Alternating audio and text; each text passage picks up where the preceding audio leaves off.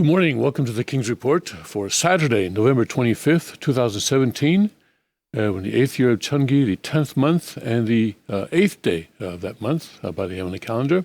I'm Tim Elder, sitting in for the second king of Cheongguk, Hyungjin Moon, and I'm here today with Mr. Richard Panzer, Dr. Richard Panzer. Good morning, Richard. Good morning. Good morning.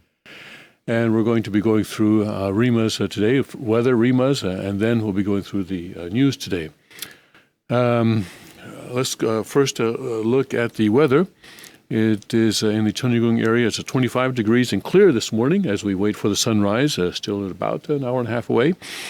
And we're going to get up to 53 degrees today, so it's going to be a nice autumn day, perhaps a chance of shower in the early afternoon between 12 and 3 or so. But other than that, it should be, increasing cloudiness as the day goes on. And because a cold front is approaching from the west. Then tomorrow is going to be quite a bit cooler, down a high of 42 degrees on Sunday, and it will be breezy, stronger winds than today, but we're not expecting any rain tomorrow in the Cheongguk area. Let's go to our Rimas. In the Bible, I'm in the Psalms, in the book of Psalms, Psalm 21. The king shall rejoice in thy strength, O Lord, and in thy salvation how greatly shall he rejoice. Thou hast given him his heart's desire, and hast not withholden the request of his lips, Selah. For thou preventest him with the blessings of goodness. Thou settest a crown of pure gold on his head. And he asked life of thee, and thou gavest it him, even length of days for ever and ever. His glory is great in thy salvation. Honor and majesty hast thou laid upon him. For thou hast made him most blessed forever. Thou hast made him exceedingly glad with thy countenance. For the king trusteth in the Lord, and through the mercy of the Most High he shall not be moved. Thine hand shall find out all thine enemies. Thy right hand shall find out those that hate thee. Thou shalt make them as a fiery oven in the time of thine anger. The Lord shall swallow them up in his wrath, and the fire shall devour them. Their fruit shalt thou destroy from the earth, and their seed from among the children of men. For they intended evil against thee. They imagined a mischievous device, which they are not able to perform. Therefore shalt thou make them turn their back, when thou shalt make ready thine arrows upon thy strings against the face of them. Be thou exalted, Lord, in thine own strength, so we shall sing and praise thy power. Wow.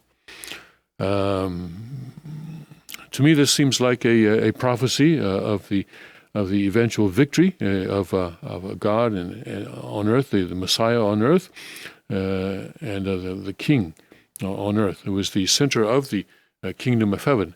After all, it is the kingdom of heaven that God is to build on earth, and there is a king at that center, even though it is a kingdom of kings, and we all have crowns, which someday shall be of pure gold, I'm sure, although today they are less than that.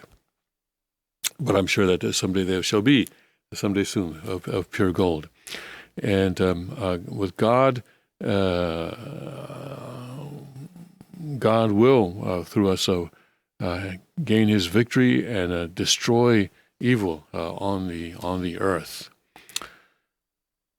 Would you like to say anything about that before we go on, Richard? It sounds good to me. Sounds good to you. It has my vote. Okay. Okay. In the Cheonseongyung, I'm in the earthly life and the spirit world, chapter 4, section 4, and I'm on page 679. Had there been no fall, people who went to the spirit world would have been able to enter heaven by connecting with the core of God's love and true parents' love. Instead, our journey to heaven has been deferred because throughout history, nobody had been able to attain that bond. People have become stranded in hell and paradise, which is why heaven has been empty. I don't know why I said stranded here. Used deferred first and then stranded later on. You should have stuck with deferred, in my opinion. Let's read it that way. Let's read it that way. People have been on hold, I guess you could say. People have been on hold in hell and in paradise, which is why heaven has been empty. The people to enter heaven first must be the true parents. If I were to say that heaven is empty, people would think I am demented, yet even Jesus could not enter heaven. One cannot go there alone. Our original ancestors should have grown through adolescence, established the ideal of love centered on God, become parents, and bequeath the seeds of true love. Then the first place they entered would have been heaven. As yet, there have been no parents centered on heaven's love who were able to bequeath the seeds of true love, and thus no foundation of leaving behind such descendants. Heaven, thus, is empty. If we want to go to heaven, we must pass through and conquer hell. Actually, it's not so much conquer, but we must defeat hell or overcome hell. Conquer is not wrong, I suppose, but anyway, the word here is igida, which means to defeat or overcome. The conquerors of hell will go to heaven. Having surmounted hell, they are on the roadside leading to heaven, and that place is paradise.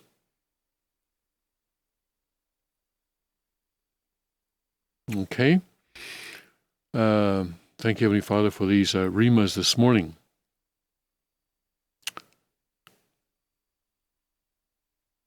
All right, unless you want to say something, Richard, let's go on to our first news, because we had some. I was just going to say that I think Father has this amazing ability to tell the painful truth. Mm-hmm. I mean, no Christian likes to think that Jesus was not able to enter, the kingdom of heaven. So I think there are all these stories that Father revealed that nobody knew. Yeah. And the idea that we cannot enter heaven alone is a new one for many Christians. Right. Because Jesus could not marry during his time on earth. Somehow it is the idea of marriage and the role of marriage in God's providence as a whole, I think, has been kind of been overlooked, or people just didn't realize that there was the importance of marriage in God's providence. For 2,000 years, really did not understand that. And I think that's the reason why instinctively Christians understand that marriage is important, and especially when they go back to the Garden of Eden, they understand that God created human beings as man and woman, and they can see that God says that homosexuality is an abomination and so forth. But even Paul says, well, I intend to stay single until Jesus comes. In the gospel, in his letters, it's what he says. But Father comes along and says, well, guess what? To get to heaven, you got to be married. Right. Yeah. So, and people they say, what? And even one Christian I spoke to said, well, I like the idea of having an individual relationship with God. Well, one does not preclude the other. Right. Of course, each of us has an individual relationship with God. If you can imagine the four-position foundation, all right, there's a relationship with God here, and there's a relationship with God here. So the subject and object partners each have an individual relationship with God, and they have a relationship with each other. And then, as a result of their give and take, there is a union. There is the fourth position is established, and then but in the four position foundation, of course, is the family, and it is the basic building block of the kingdom of heaven. So it's not the individual, but it's the family that's the basic building block of the kingdom of heaven. And and also it talks here about overcoming hell in order to get to heaven, and it's through the family, in the family, that we're able to overcome hell. Exactly. And the other point that Father emphasizes is he's not advocating just any kind of marriage, but a God-centered marriage. Yes. And in particular, a marriage in which the husband and father is able to stand in that priest position or the true Adam position of leadership in the family. And, you see that, unfortunately, America, which is supposed to be a Christian nation, the institution of marriage is not doing very well. And even many Christian marriages are not doing very well. And, of course, even within the marriage of true parents, there was an issue, which, thank God, has been corrected, I believe, through the blessing of True Mother Kang. Our society itself is set up in so many ways to work against healthy marriage. Yeah. I think many people find that in order to raise their children and to give them the opportunities that they need, both parents have to work. Right. And even that fact is the fact that society kind of requires that almost, right, makes it a norm, is, I think, a major way in which many marriages, many families are undermined. Yeah. And then you send your kids to public school, and again, there the family is undermined, where children are taught not to listen to their parents. Right. They're taught that the teacher is the source of real wisdom and knowledge, and not the father, not the parents. And then when children leave the home and when they try to find jobs, so many times they need to go far away, and so again the family is undermined. Of course, we have times like right now. This is Thanksgiving weekend, and many families have come together from far away, either Thanksgiving or Christmas during the holidays in December. But coming together once or even twice a year is not enough to really build a healthy family. I'm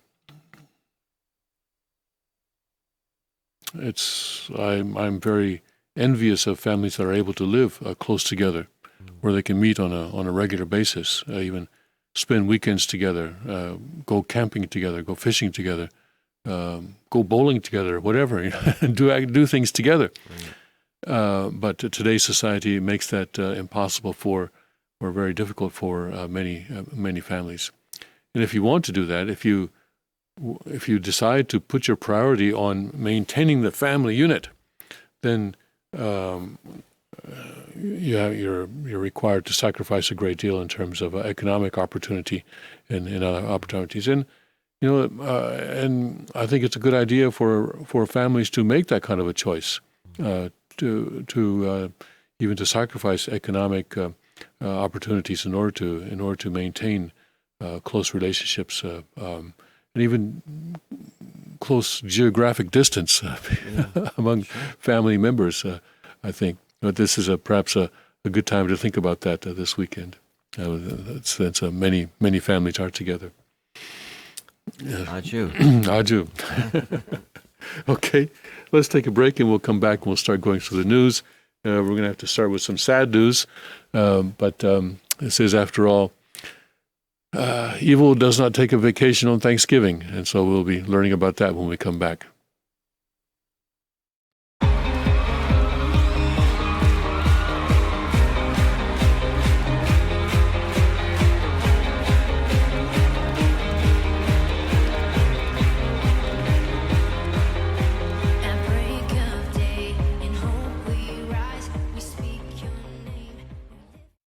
Car Arms, Magnum Research, and Auto Ordnance.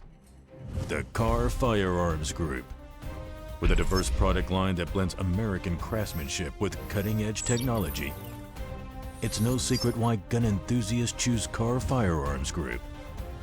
From the Desert Eagle and Baby Desert Eagle made famous by Hollywood. The history of the 1911 and the Tommy gun. To the best in compact concealed carry.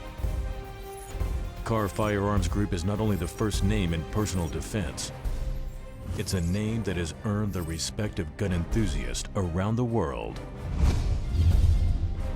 Concealment, innovative technology, value, accuracy, and history. Carr Firearms Group. Made in the USA. Visit carr.com today.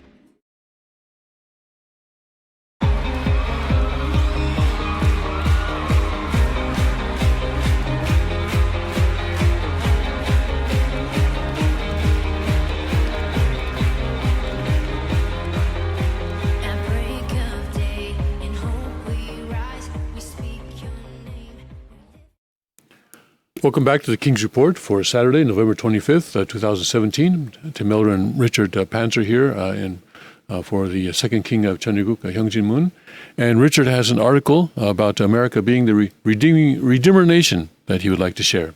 Go ahead, Richard. Okay, now this article is from the New York Times, which I'm not a huge fan of the New York Times, but occasionally they have something that I think is worth paying attention to. Okay. And I think this is actually a very important article, and I sent Rio a link for the picture of Abraham Lincoln. Okay. But I'd like to kind of go through this because it reminds me of what Father said many times. Okay. Here we go. We once had a unifying national story, celebrated each Thanksgiving. It was an Exodus story. Americans are the people who escaped oppression, crossed a wilderness, and are building a promised land. The Puritans brought this story with them. Each wave of immigrants saw themselves in this story. The civil rights movement embraced this story. But we have to admit that many today do not resonate with this story. This story was predicated on the unity of the American people. But if you are under 45, you were probably taught an American history that realistically emphasizes division between the settlers and the natives, founders and their slaves, bosses and the workers, whites and people of color. It's harder for many today to believe this is a promised land. It seems promised for the privileged few, but has led to marginalization for the many. So, the narratives that appeal today are predicated on division and disappointment. The multicultural narrative dominant in every schoolhouse says that America is divided into different biological groups, and the status of each group is defined by the oppression that it has suffered. The populist narrative dominant in the electorate says America is divided between the virtuous common people and the corrupt and stupid elites. So I do think this is correct. In most schools in America, both in the high schools and colleges, they're teaching this multicultural framework that we are not one people as the American people. We are blacks, we're whites, we're Hispanics, we're this victim group or that victim group. And it is very destructive. It's certainly not what Father spoke about. When Father gave speeches, the Day of Hope tour and so on, he was telling this story about the Puritans coming here, building the church first, putting their faith in God, and then the schoolhouse, and then their homes. So, and I used to think, well, why is Father talking about this? It seems so kind of like obvious in a way. But actually, now they see what's happening in America, I understand why Father wanted to reinforce that. Anyway, let me continue. Today, we have no common national narrative, no shared way of interpreting the flow of events. Without a common story, we don't know what our national purpose is. We have no common set of goals or ideals. We need a new national narrative. One way to identify one is to go back to one of the odd features of our history. We are good to our enemies after wartime. After the Revolution, we quickly became allies with Britain. After World War I, Woodrow Wilson was humane to our European enemies. After World War II, America generously rebuilt Germany and Japan. Elsewhere, enmities last for centuries, but not here. Why?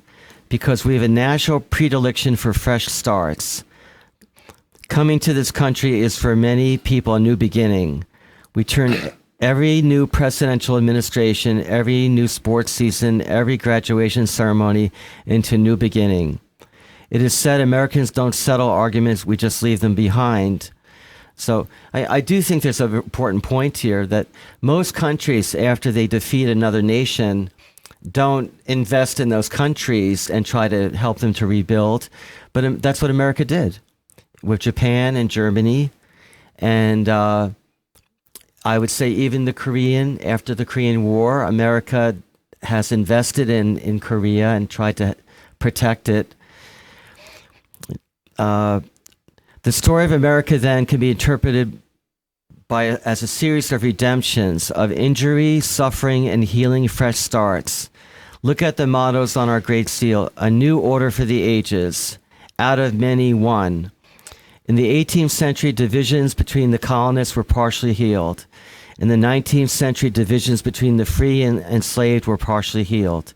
In the 20th century, America partially healed the divisions between democracy and totalitarianism.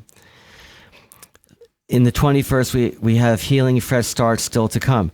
So again, after the Berlin Wall fell down, and you could say America defeated, the free world defeated communism, what did True Father do? He went to the Soviet Union and he said, we want to help you. And he did the same thing with Kim Il-sung in North Korea. He went there and he told them the truth. And then he said, Kim Il-sung, the person who tried to kill me, I want to help you. I want to help rebuild North Korea. So I think he's correct that America has this kind of Christian spirit. The great sermon of redemption and reconciliation is Lincoln's second inaugural. This is a speech of tremendous intellectual humility. None of us anticipated this conflict or its magnitude. All of us looked for an easier triumph. None of us are fully in control. Let us judge not that we be not judged. This is a speech of great moral humility. Slavery, Lincoln says, was not a Southern institution. It was an American institution, weaving through our common history for 250 years. The scourge of war, which purchases sin, falls on both sides. Lincoln fought any sense of self-righteous superiority the Northerners might harbor. He rejected any thought that God is a tribal God. He put us all into the same category of ambiguity and fallenness. Actually, this to me is very important because it would have been easy for the Northerners to be very arrogant and judgmental toward the South. And Lincoln tried to say, no, the North was involved in slavery too, actually benefited economically from slavery just as well as the South. So the speech is a great reconciling speech. The words recurring through it are we and all.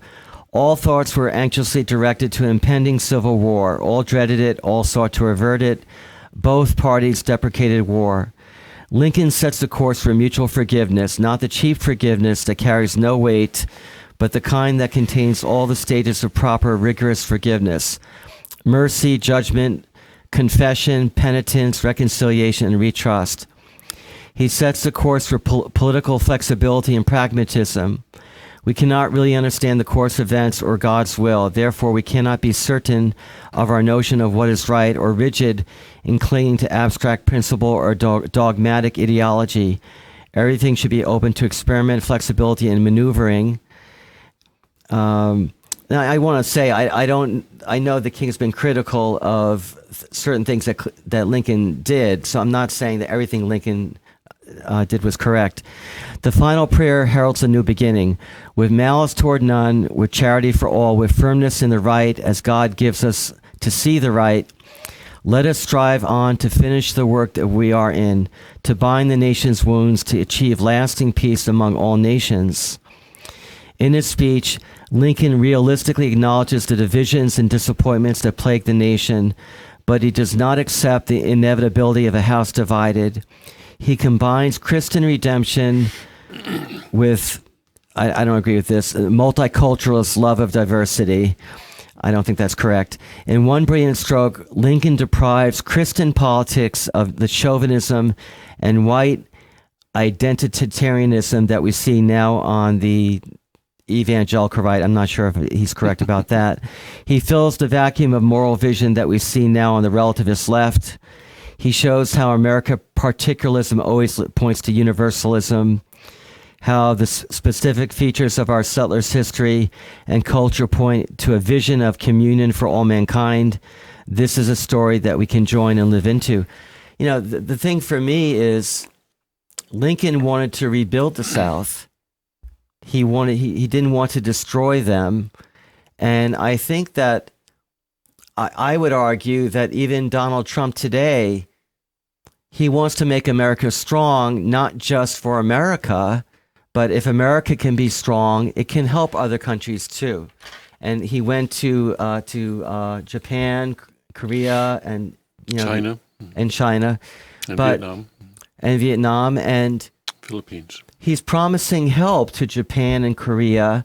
We're not. He does not advocate an isolationist America. He wants a strong America, so that we can actually be effective in helping other countries. So to me, I think that, the caricature of Trump is not correct.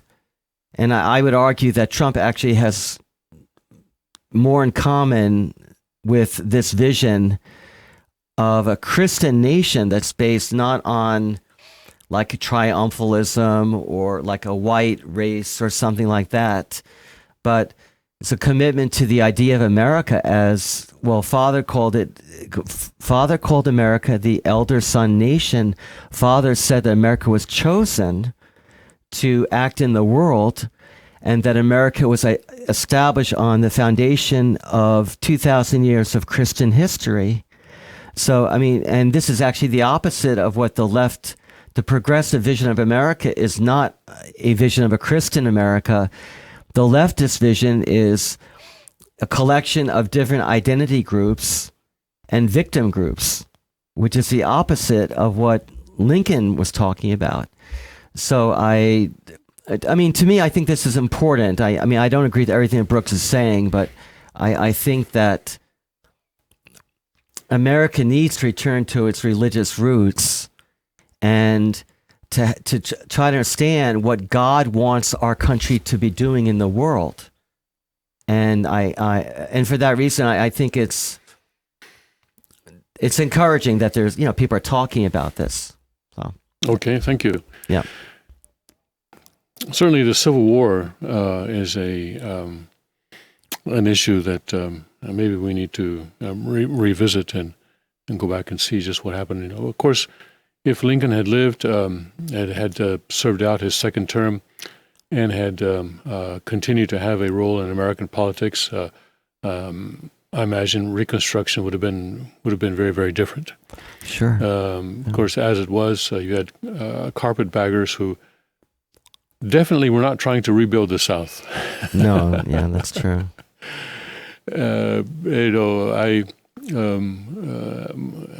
My mother's from Texas, my father's from Arkansas, and so growing up, of course, I grew up away from the South in Japan, and so it was much less. But still, when I would visit my relatives, I learned that there is no such word as Yankee. The term is damn Yankee. And there are feelings that exist among some, perhaps even today.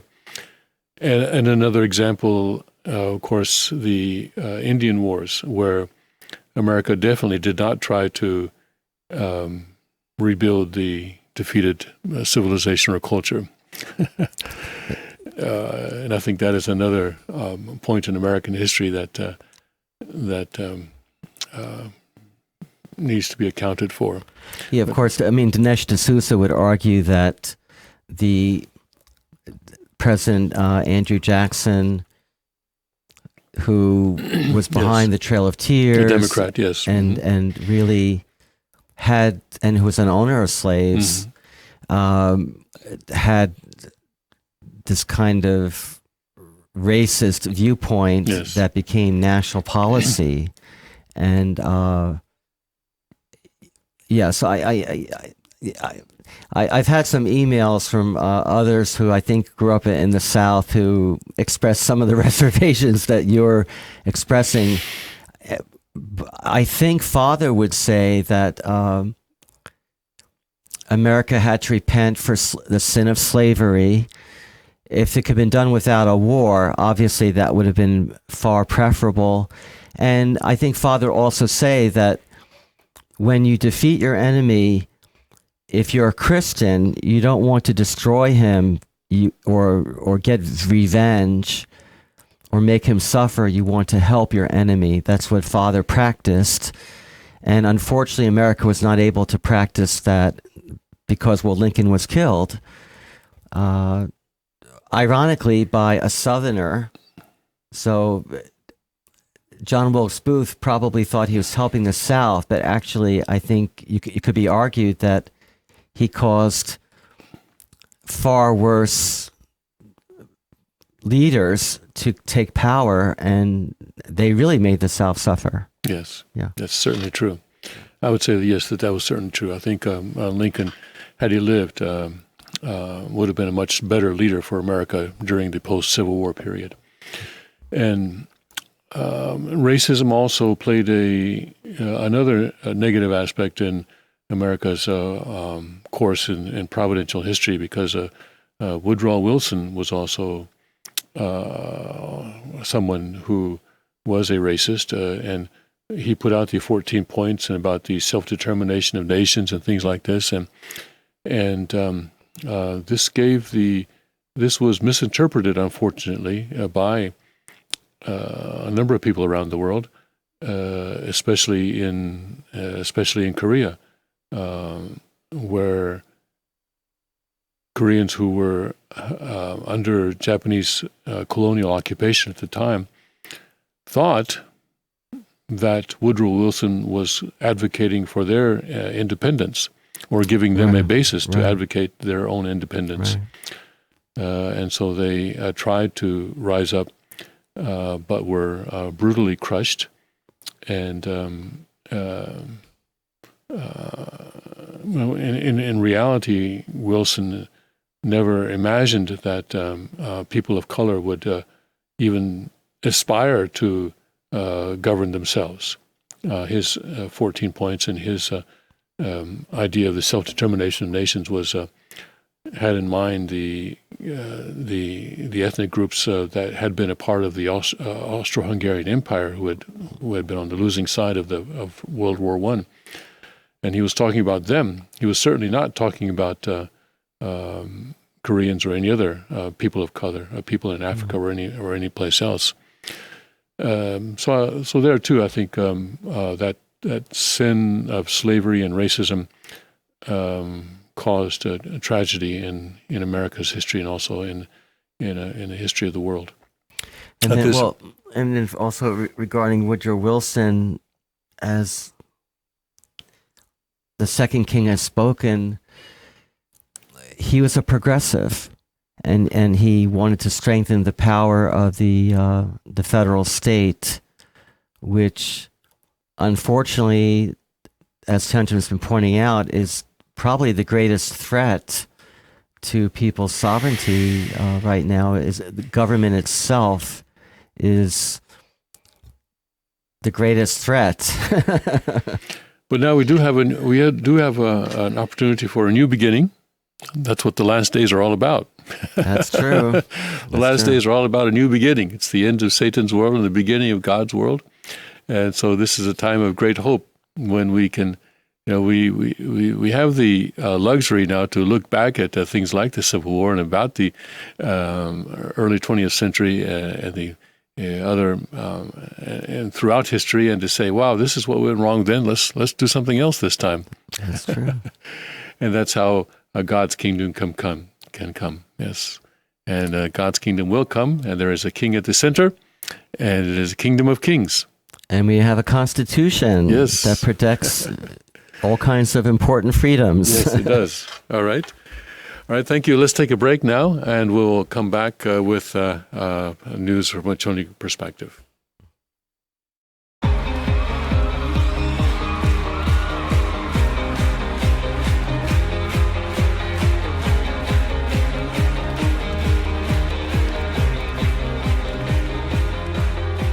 At break of day, in hope we rise, we speak your name.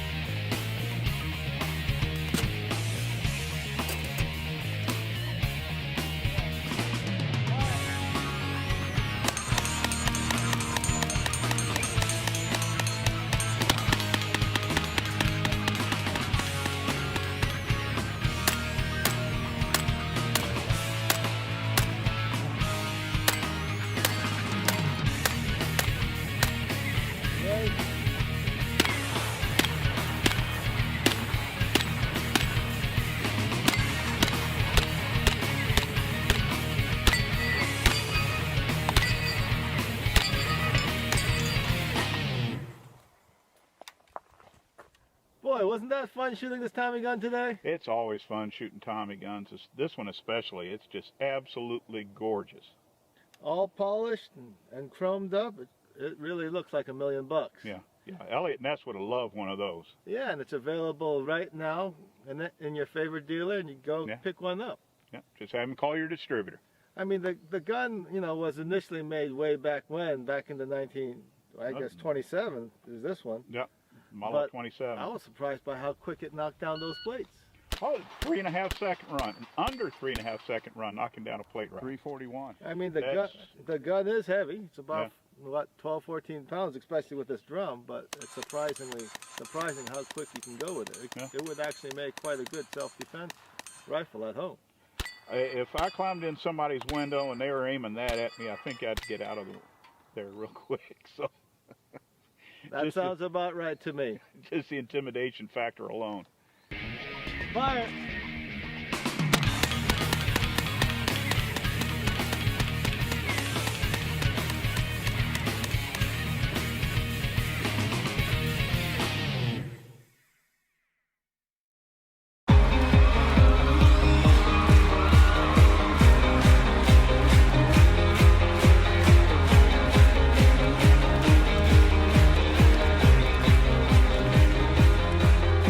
At break of day, in hope we rise, we speak your name. Welcome back to the King's Report for Saturday, November 25th, 2017. Tim Elder and Richard Panzer, and for the second king of Chanuguk, Hyungjin Moon. Let's go now to the terrible incident in the Sinai where gunmen attacked a mosque and killed 235 and wounded many others. I'm reading from the BBC report on that incident. Militants have launched a bomb and gun attack on a mosque in Egypt's North Sinai province, killing 235 people, state media said. The Al-Rada Mosque in the town of Bir al-Bed was targeted during Friday prayers. It is the deadliest attack of its kind since an Islamist insurgency in the peninsula was stepped up in 2013. Egyptian President Abdel Fattah al-Sisi vowed to respond with brute force after talks with security officials. No group has yet claimed the attack, but militants affiliated with the so-called Islamic State, or ISIS, have been responsible for scores of deadly attacks in the province. Excuse me here. Okay, someone's talking about me. That's why I'm about to sneeze here. Stop talking about me. Witnesses said dozens of gunmen arrived in off-road vehicles and bombed the packed mosque before opening fire on worshippers as they tried to flee. The assailants are reported to have set parked vehicles on fire. The assailants are reported to have set parked vehicles on fire in the vicinity to block off access to the mosque. Pictures from the scene showed rows of bloodied victims inside the mosque. At least 100 people were wounded, reports say, overwhelming hospitals. They were shooting at people as they left the mosque. A local resident who had relatives there told Reuters news agency they were shooting at the ambulances too. It is the deadliest militant attack in modern Egyptian history Bir al-Baded is about 130 miles from Cairo. That's about 211 kilometers. Locals are quoted as saying that followers of Sufism, a mystical branch of Sunni Islam, regularly gathered at the mosque. Although Sufis are widely accepted across much of the Muslim world, some jihadist groups, including ISIS, see them as heretics. The head of ISIS's religious police in Sinai said last December that Sufis who do not repent would be killed after the group beheaded 2 elderly men reported to be Sufi clerics. The victim of the mosque attack also included military conscripts. Militant Islamists have been waging an insurgency on the Sinai Peninsula in recent years, stepping up attacks after Egypt's military overthrew Islamist President Mohamed Morsi after mass anti-government protests in July 2013. Hundreds of police, soldiers, and civilians have been killed since then, mostly in attacks carried out by Sinai Province Group, which is affiliated to ISIS. In September, at least 18 policemen were killed when the group attacked a convoy near Al-Arish. Sinai Province has also carried out deadly attacks against Egypt's Coptic Christian minority elsewhere in the country and said it bombed a Russian plane carrying tourists in Sinai in 2015, killing 224 people on board. It has been operating mainly in North Sinai, which has been under a state of emergency since October 2014, when 33 security personnel were killed in an attack claimed by the group. Sinai Province is thought to want to take control of the Sinai Peninsula in order to turn it into an Islamist province run by ISIS. Islamist militants have been operating in northern Sinai for several years, mainly targeting security forces, but this is the first time that worshippers inside a mosque have been targeted. The number of victims is unprecedented for an attack of this type. Northern Sinai has been living under a media blackout over the past few years.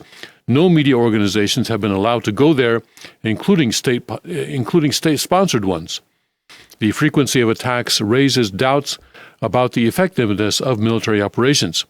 While the army releases statements every now and then claiming victory in some parts of Sinai, there seems to be no end in sight to the ongoing battle between the army and militants. President Sisi has declared 3 days of mourning. The military is reported to have already conducted airstrikes in mountains around Bir al-Baded.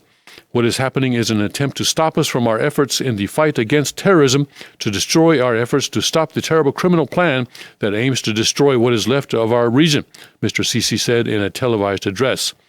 Arab League Chief Ahmed Abdul Gaif condemned the attack as terrifying crime, which again shows that Islam is innocent of those who follow extremist terrorist ideology. In other reaction, UK Prime Minister Theresa May tweeted, appalled by the sickening attack on a mosque in northern Sinai. Condolences with all those in Egypt affected by this evil and cowardly act. U.S. President Donald Trump called the attack horrible and cowardly. French Foreign Minister Jean-Yves Le Drian called the attack despicable, while Paris Mayor Anne Hidalgo said lights at the Eiffel Tower would turn off to honor the victims. The City Hall in Tel Aviv, Israel, projected the Egyptian flag to show solidarity. Okay, and that is the story from Sinai. And I want to read an opinion piece from The Guardian of the UK titled, Sinai Attack Needs to be a Turning Point in Egypt's War on Terror. ISIS insurgents in Egypt have established a potent capability despite the continual efforts of the authorities to destroy them. Egypt's restive northern Sinai province, where at least 235 people were killed and scores more injured in a bomb and gun assault on a mosque on Friday, has been under a state of emergency since October 2014, when Islamist militants killed more than 30 soldiers in one operation. More than 3 years of fighting has failed to crush an insurgency waged by the local Islamist State affiliate, which here it is translated, the government of Sinai, which is also blamed for bombing attacks on churches in Cairo and other cities, killing dozens of Christians. It had also carried out the previous deadliest attack in Sinai when it downed a Russian passenger jet carrying tourists back from the resort of Sharm el-Sheikh in 2015, killing 224 people. The most obvious suspect for the attack in Bir al-Abed is, again, this government in Sinai, Wilayat al-Sinai, though there has been no claim of responsibility. One clue is the target, worshippers from the mystic Sufist strand of Islam, which is frowned upon by Muslims who follow the rigorous puritanical version of the faith associated with many Gulf countries. ISIS sees Sufis as apostates and thus not just legitimate targets, but obligatory ones. Wilayat al-Sinai, that's the government of Sinai, or Sinai province, depending on the translation, is one of more than a dozen ISIS affiliates established by high command around the Middle East in 2014. As elsewhere, ISIS leaders in Iraq used an existing local group as a base for expansion in Egypt. While other governorates, such as those in Libya and Algeria, have been almost entirely eliminated, ISIS in Egypt has established a potent capability despite the continual efforts of the Egyptian authorities to destroy it. It very much fits the ISIS modus operandi, even if they are not the only group with the capability locally. ISIS in Sinai is a potent organization, said David Gartenstein Ross, a U.S.-based terrorism specialist. Earlier this year, ISIS in Egypt had focused its assaults on Egypt's Christian minority and killed dozens in at least 4 attacks. In July, extremists killed 23 soldiers, including 5 officers, in an attack on a military checkpoint. The strike was claimed by ISIS, but is now thought by investigators to have been carried out by local groups affiliated to rivals Al-Qaeda, which is also active in Egypt. Ayman al-Zawahiri and Saif al-Adel, the leader of Al-Qaeda and his most senior lieutenant, are both Egyptian and have long been keen to expand the organization's presence in their homeland. Al-Qaeda targets military personnel, police, or officials, but not ordinary Muslims, even Sufis, as part of a hearts and minds strategy designed by al-Zawahiri. Al-Qaeda is not more moderate than ISIS, just more pragmatic, said Gartenstein Ross. The deeper causes of the violence in Sinai are tragically familiar from elsewhere in the Middle East. There is a legacy of the 2011 Arab Spring uprisings. The fall of President Hosni Mubarak in Egypt led to political turmoil, a security vacuum in parts of the country, and the release of thousands of jailed Islamist militants. The end of Muammar Gaddafi's rule in Libya released a flood of weapons. There is also a background of deep and long-held grievances among the marginalized Bedouin tribes of the Sinai. The clumsy and brutal counter-terrorist efforts of recent years have not helped. One hope is that the deaths on Friday will not be in vain. An attack in 1997 in Luxor killed more than 60 foreign holidaymakers, crippled the tourist industry, and appalled ordinary Egyptians. It swung public opinion squarely against the extremists, limiting recruitment and fundraising while boosting support for an invigorated counter-terrorist campaign. It was a turning point. The campaign against extremism in Egypt desperately needs another. But what is the solution? I mean, I don't see an easy. I mean, are they proposing a solution, or they say there should be a change? But what kind of change?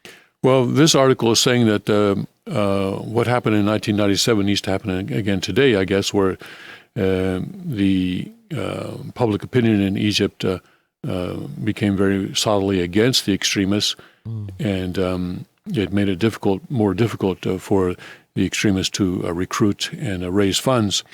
And also the public in Egypt supported an invigorated counter-terrorist campaign.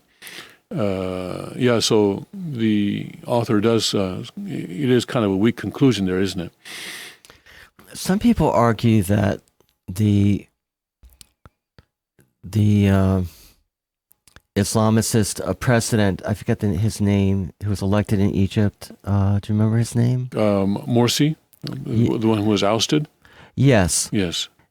Some people argue that he and the Islamicists were losing support in Egypt, and if they, instead of the military stepping in, if they had allowed the election to take place, the Islamicists would have been defeated, and then they would not be able to argue that it was stolen from them. They would have less of a basis to when you prevent a group from expressing itself through democratic means, they turn to terrorism because they feel they're not being allowed to express. Now, I don't know if that's naive, and I mean, what do you think about that? I don't know. Let's ask the Spanish government about that. Preventing people from expressing their views through a democratic election. let's get the Spanish government on the phone about that. But you understand my point. I do. I kind of understand your point, yes. I mean, if you resolve an issue through non-democratic means, you have to expect that the group that has been removed through the military are going to resort to non-democratic methods to Well, not necessarily. As you know, I refer to Spain, but obviously Catalonia now is not devolving into terrorism, is it? I mean, not yet. So we cannot blame the. I don't think we can put all the blame on that repression. But I think a larger point here is that. Right. One day we hear, okay, ISIS is defeated in Iraq. Right. Hooray. Then the next day we hear ISIS has killed 235 people. That's true. And they have a huge capability now in another place, And I don't know, when are we going to hear something about this in the Philippines, where ISIS is trying to build itself up in the Philippines? And I think there are no end of places in the world where ISIS has opportunity to go in and build up and start to do whatever it is that they do. That's true. I think this is not a problem that is being solved militarily, and I think someone like Rand Paul might say, "See, congratulations, you won Iran and Iraq, but what is now?" They just shifted their focus elsewhere. So what were we doing in Iraq in the first place?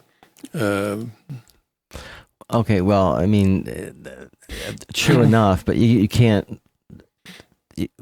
You can't change history, right? So you have to decide what are we to do now. That's the so what the non-interventionist like Rand Paul would say would be to get out of those places. Right now, there are American troops in 150 countries or something like that around the world. And fortunately, this is not one of them. Northern Sinai is not one of them, but it may become one of them if we're not careful. Egypt may say, "Oh, we need American special forces to help us," or something like that. Or countries around the world are saying that because they're under attack by under the threat of ISIS. I would argue that there are two extremes. Okay, one is the interventionist extreme, where you're getting involved in places that you shouldn't be, like Libya and so on. The other extreme is Barack Obama actually did what Rand Paul wants. He took all the American troops out of Iraq, and that led to ISIS taking over a huge part of Syria and Iraq. It's Obama that has put American forces in 150 countries. Yeah, so you have to be careful about once you're in a place. I mean, I guess I would say, yes, we don't want to. We need to be very careful about getting involved in places that we shouldn't be involved in. But I would also say once you're involved and you just pull American troops out and there's a vacuum there, that is something you have to think about. Some people would say we should just pull out of Korea. What are we doing in Korea? Americans don't need more kimchi. Well, what national interest do we have there? Should we pull out of Korea? Rand Paul would say yes. He definitely says yes. Out of Japan as well. Okay, and I would argue that if America pulls out of every country, there's a power vacuum, and what kind of country is going to fill that vacuum? So we need to look at America's security interests very carefully. Right. I don't think America has security interests in 150 countries. That's true. And in Korea, there is this thing with China going on. So I think that the presence of, personally, I think that the presence of American troops in Korea and Japan are justified by the rising threat from China. and also the threat from North Korea as well. So there is a national security interest. But if we go into every country where ISIS goes into, and if we decide to fight ISIS wherever they are in the world, whether it's in Niger or whether it's in any place else in the world, then I say it's a never-ending battle, and we're going to be involved in a lot more wars than we need to be. And then when the real world comes, the real war coming is the one with China, and we're not going to be prepared. We'll be stretched much too thinly across the world. I mean, yeah. I mean, I don't have an argument with what you just said. So I think our involvement in Libya turned out to be a huge disaster. Yeah. So as the Guardian article pointed out, the fall of Mubarak in Egypt released a lot of terrorists from prisons, and the fall of Gaddafi in Libya released a lot of weapons into the hands of those terrorists. So and the fall of Mubarak was partly done by the United States, and the fall of Gaddafi was definitely the U.S. had a definite role in that. So unintended consequences, I suppose, unintended consequences. And then I think there's a political and military track of effort, and then I think Father was trying to help the Islamic world to reform within itself. Unfortunately, yes, we'll talk about the reform that's going on in Saudi Arabia in just a minute. But before we do that, let's talk about what Egypt is doing. Egypt military says warplanes have struck several vehicles used in the attack on a northern Sinai mosque that killed 235 people, destroying and killing all passengers.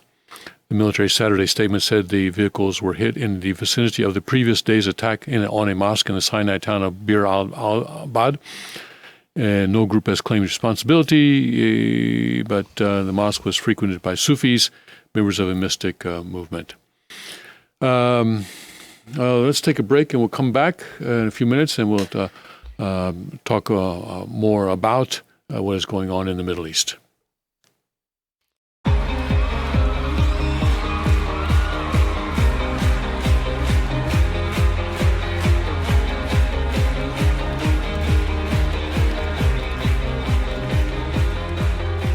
At break of day, in hope we rise, we speak your name.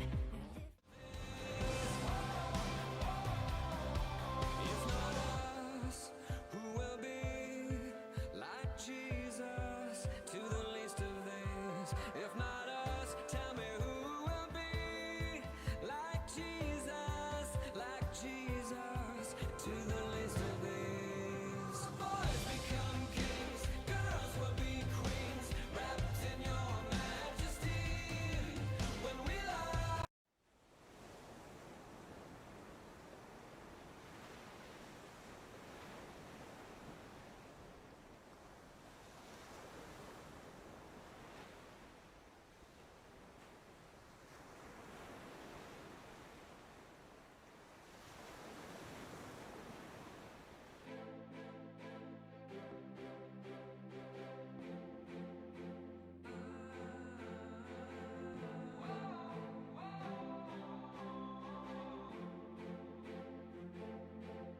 Little hands, shoeless feet, lonely eyes looking back at me. Will we leave behind the innocent to grieve? On their own, on the run, when their lives have only begun. These could be our daughters and our sons. And just like a drum, I can hear their hearts beating. I know my God won't let them be defeated. Every child has a dream to belong and be loved. Boys become kings.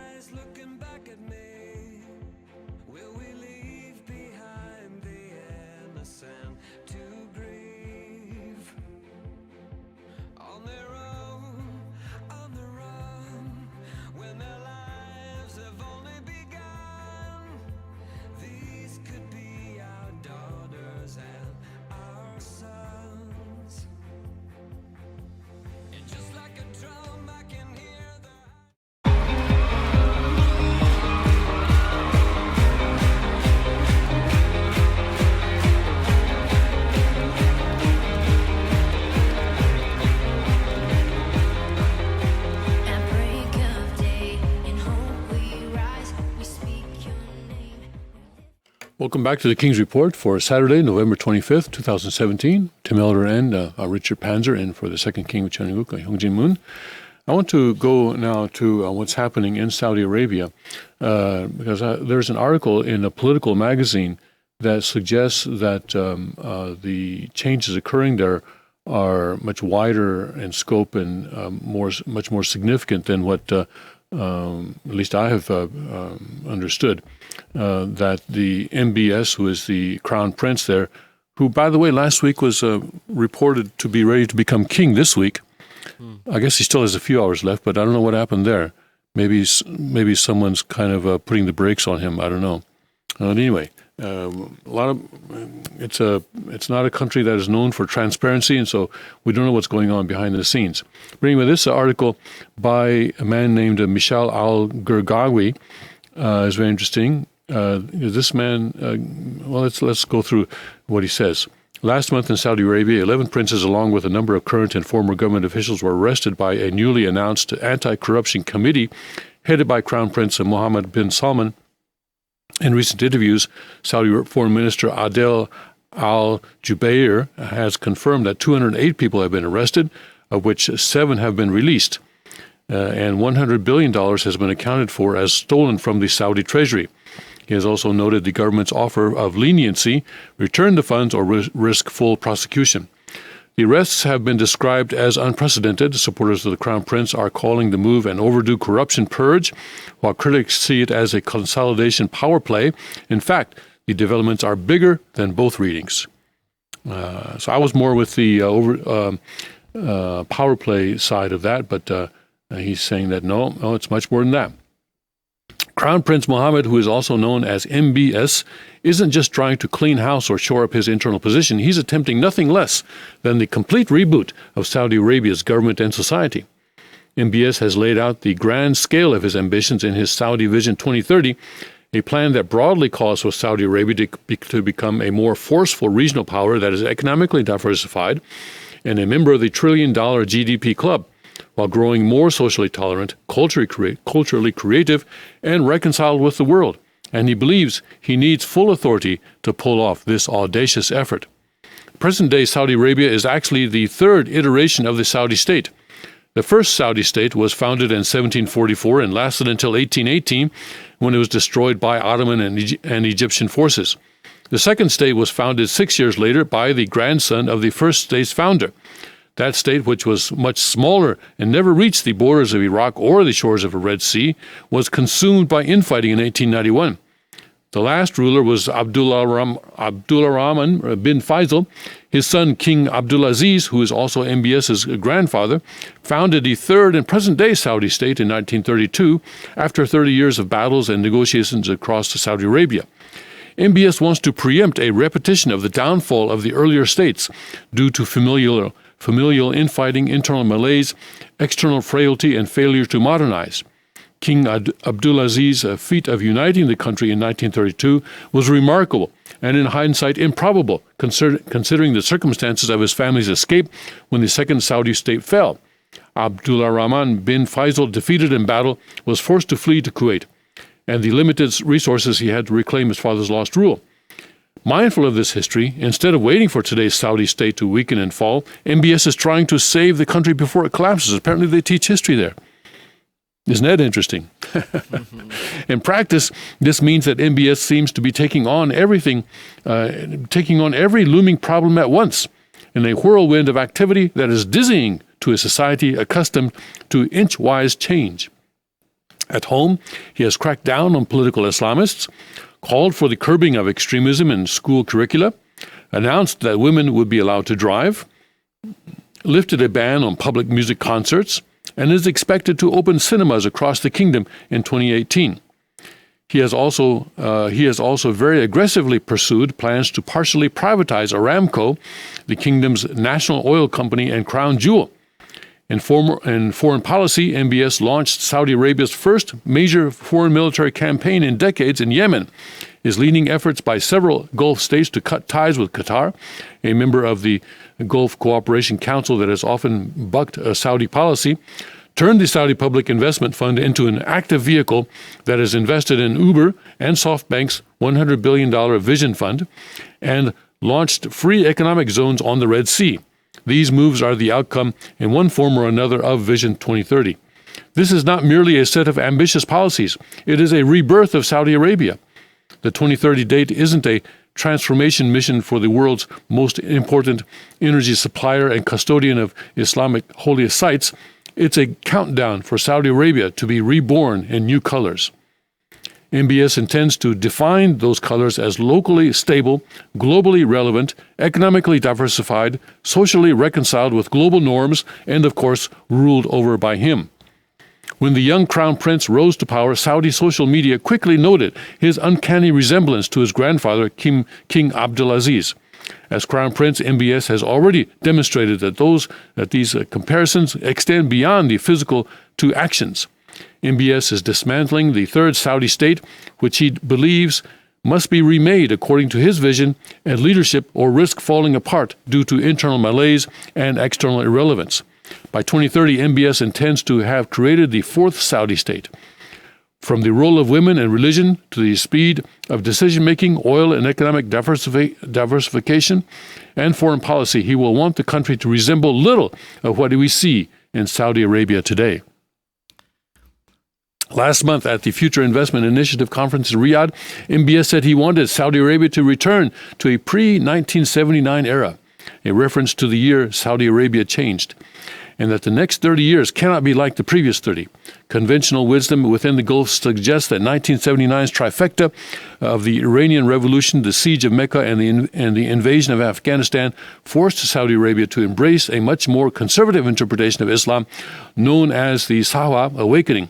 However, his ambition isn't simply to return to a pre-1979 Saudi Arabia, but to enter the 21st century via a historic edit, an alternate future in which the past 3 decades never happened.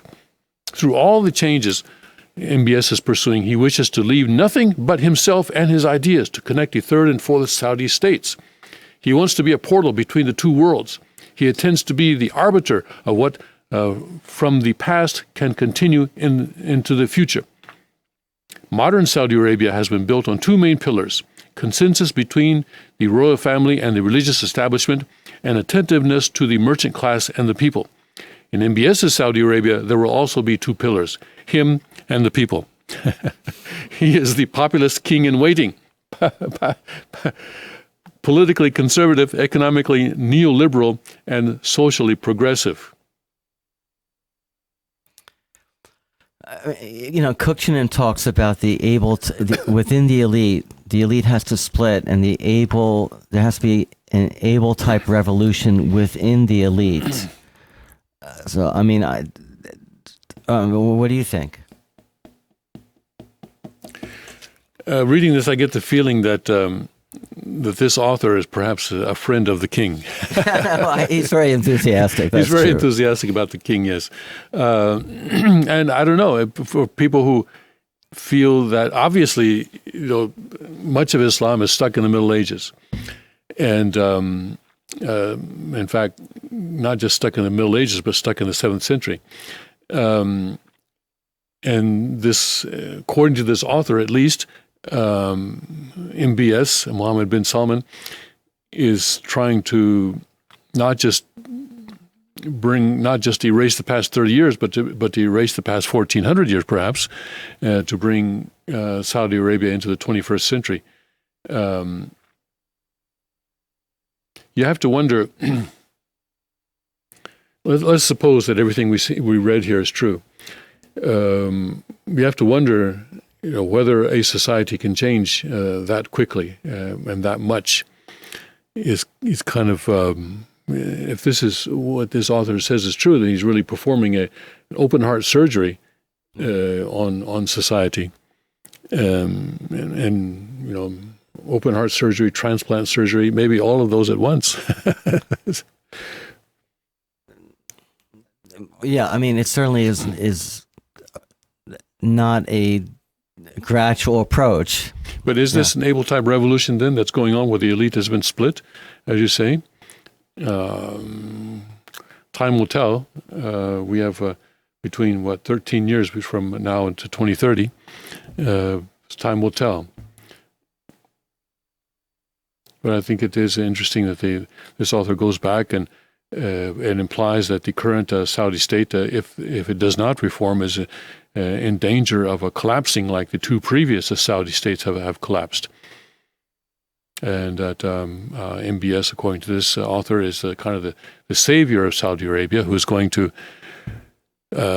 start a new Saudi state without having to go through the chaos and confusion of the current one collapsing and then something new coming out of that. So we'll have to wait and see. Although, like I said last week, it was reported that he was going to become king this week, and that hasn't happened.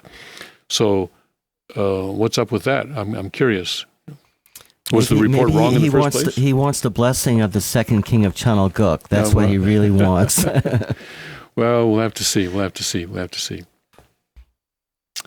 Let's do one more article before we go to a break, and this is something quite different. It's about how the U.S. Navy in the Pacific is really in trouble. I've been very concerned, because the U.S. Navy keeps bumping into things in the Pacific, especially around Japan, and you got to wonder, supposed to be the strongest Navy in the world, all these high-tech navigation systems and everything, and they can't seem to stay out of people's way. Well, but the armed forces were decimated under Obama, and they're spread very thin. They don't have time to repair the ships properly. And they're cutting corners. Well, let's read about how they're cutting the corners. Can the world's mightiest naval fleet survive the perfect storm? This is a CNN article.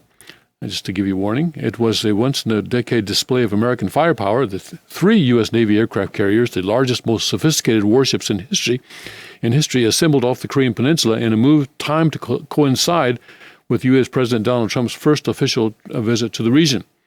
But behind the dramatic show of force, questions are emerging as to whether the U.S. Navy is up to the challenges it faces in the Pacific, from both a nuclear-armed North Korea and a strengthening China, at a time when its top leaders acknowledge it lacks the money, manpower, and weapons to ensure success, and when a massive corruption scandal threatens the ranks of dozens of its top officers. The three-carrier exercise conducted in early November with South Korean and Japanese warships was just one of about 160 multilateral and bilateral exercises performed this year in the area of operations overseen by the Navy's 7th Fleet, a Navy spokesman told CNN. That's about one exercise every 2 days. And the tempo of operations isn't slowing.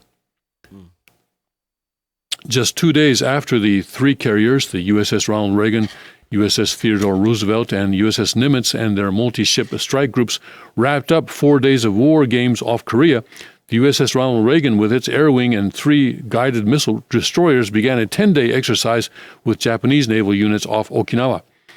While the U.S. exercises are intended to reassure Asian allies and to show North Korean leader Kim Jong-un that the United States will not be intimidated by Pyongyang's testing of nuclear weapons and ballistic missiles, the moves also highlight concerns that the 7th Fleet is being stretched too thin. The toll of operations in the Pacific has been grim this year. Two guided missile destroyers, USS Fitzgerald and USS John S. McCain, suffered collisions with merchant ships, leaving 17 U.S. sailors dead, and the two warships needing hundreds of millions of dollars in repairs. The accidents off Japan and Singapore, respectively, also left the Navy wondering how two of the most sophisticated ships on the seas couldn't even navigate crowded shipping lanes. In total, the 7th Fleet has clocked up 5 major non-combat incidents in 2017 involving ships and an additional 2 involving aircraft, including Wednesday's crash in the Philippine Sea of a plane taking personnel to the Reagan. Going down here, a U.S. Government Accountability Office report from September warned lengthy redeployments of U.S. ships based in Japan, as both Fitzgerald and McCain had been at the time of their collisions, often result in key training requirements being neglected due to the demands of operational duties, something the report describes as a problem. Without training time, perishable skills atrophy, said Carl Schuster, a Hawaii Pacific University professor who spent 10 years driving U.S. warships. Military commands are like a football team. You constantly have to practice, added Schuster. Appearing before the House Armed Services Committee as part of an investigation into the series of fatal crashes and collisions at sea, the Navy's number 2 officer, Vice Chief of Naval Operations Admiral William Moran, said the Navy is trying to do too much with too little. We continue to have a supply and demand problem, which is placing a heavy strain on the force, said Moran. All of these things culminate with this notion we aren't big enough to do everything we're being tasked to do, Moran added. And our culture is we're going to get it done, because that's what the Navy is all about.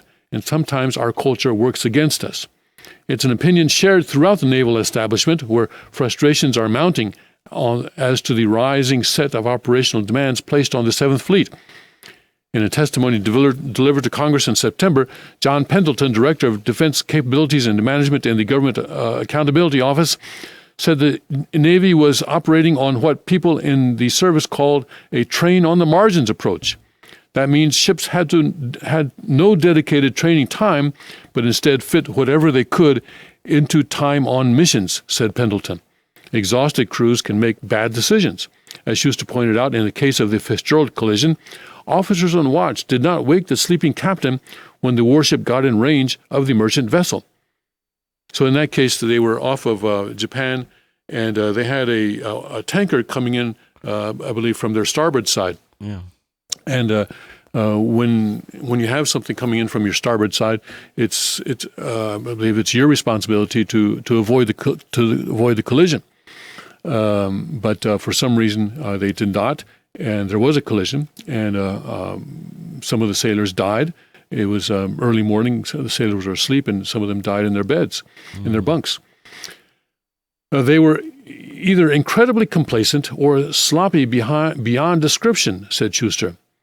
The Navy has launched multiple investigations, a safety pause, and reviews in the wake of the recent accidents. During an appearance at the House Armed Services Committee hearing in September, Secretary of the Navy, Richard Spencer, said the reviews will include a Chief of Naval Operations-led comprehensive review that will take a look at the tactical and operational situation, as well as a departmental strategic readiness review that he said will involve an independent team comprising of military and industry experts that will look and examine root causes, accountability, long-term systemic issues, and then provide remedial insight. Well, I think President Obama has said that he's going to increase the Navy to try to build it back up to something closer to where it was. And that seems to, I don't think CNN happens to neglect that, but I think that's probably the most important solution that we can do. We are taking immediate corrective actions to ensure we meet the training and material readiness standards to prevent another mishap, Richardson said. The Navy has also taken several personnel actions, including sacking the commanders of the Fitzgerald and McCain, several other senior officers, as well as the commander of 7th Fleet, Vice Admiral Joseph Aucoin, the first time a fleet commander has been relieved of duty in the history of the U.S. Navy. Aucoin, who had been commander of the fleet since 2015, was dismissed due to a loss of confidence in his ability to command. The Navy's internal report on the Fitzgerald and McCain collisions, released in early November, said cutting corners to meet demands of the 7th Fleet ships had become the norm. The risks that were taken in the Western Pacific accumulated over time and did so insidiously. The report said the dynamic environment normalized to the point where individuals and groups of individuals could no longer recognize that the processes in place to identify and assess readiness were no longer working at the ship and headquarters level. Surveys of sailors aboard the Japan-based guided missile cruiser USS Shiloh, carried out between June 2015 and August this year, point to severe morale problems. One sailor described serving aboard the ship as being akin to being on a floating prison, according to surveys obtained via the Freedom of Information Act by Navy Times. The survey responses, which run into the hundreds of pages and list a variety of complaints, included suicidal thoughts and despair, also show that junior sailors were concerned about receiving harsh punishment from the Shiloh's then commander, Captain Adam M. Aycock. which including being placed in the brig and fed only bread and water, end quotes. Even the taxi drivers on base know us for being the USS Bread and Water, one survey respondent said. Wow. Pressure mounting. Top commanders acknowledge the Navy may be asking too much of its sailors, ships, and aircraft. Testifying before the House Armed Services Committee earlier this month, Vice Admiral Mike Shoemaker, commander of the U.S. Naval Air Forces, detailed the extraordinary lengths the Navy now has to go to send fully equipped carrier air groups to the sea due to the low stocks of working equipment, including fighter jets and trained personnel. Yeah, there were a few articles about the shortage of pilots, and President Reagan, I think, recalled a lot of pilots that had already left the Navy. To get Carl Vinson Nimitz and Theodore Roosevelt ready to deploy in January, June, and October of this year and equip their embarked air wings with the required number of mission-capable jets, 94 strike fighters had to be transferred to and from the maintenance depots or between F-18 squadrons on both coasts, said Shoemaker. In September, Moran said hundreds of parts were cannibalized from some FA-18s and used on others to get carrier-based squadrons combat ready. One congressional aide told CNN that having to reshuffle 94 fighters to equip 3 carriers is crazy. The problem also directly impacted the sailors and pilots aboard those ships as the Navy was forced to fill gaps in those deploying squadrons and the 3 carriers by temporarily reassigning more than 300 sailors or extending their deployments beyond normal lengths, as Shoemaker said. Such moves, which Shoemaker called a strike fighter shell game, hurt morale, meaning personnel don't sign up to extend their Navy careers, leaving positions open and years of training and experience wasted. Senator John McCain, chairman of the Senate Armed Services Committee, applauded the Navy for conducting exercises with 3 carriers near the Korean Peninsula, but also highlighted several of the shortfalls plaguing the service. Too often, exercises like this, which are critical to maintaining tactical proficiency, are sacrificed due to high-priority operations, maintenance delays, or physical constraints, McCain said in a written statement. While this exercise is encouraging, the reality remains that our Navy is underfunded, overtasked, and too small, he added. Navy commanders have previously warned that years of spending cuts have limited the number of usable aircraft and ships, an issue that has only escalated amid increasing demands for U.S. military presence.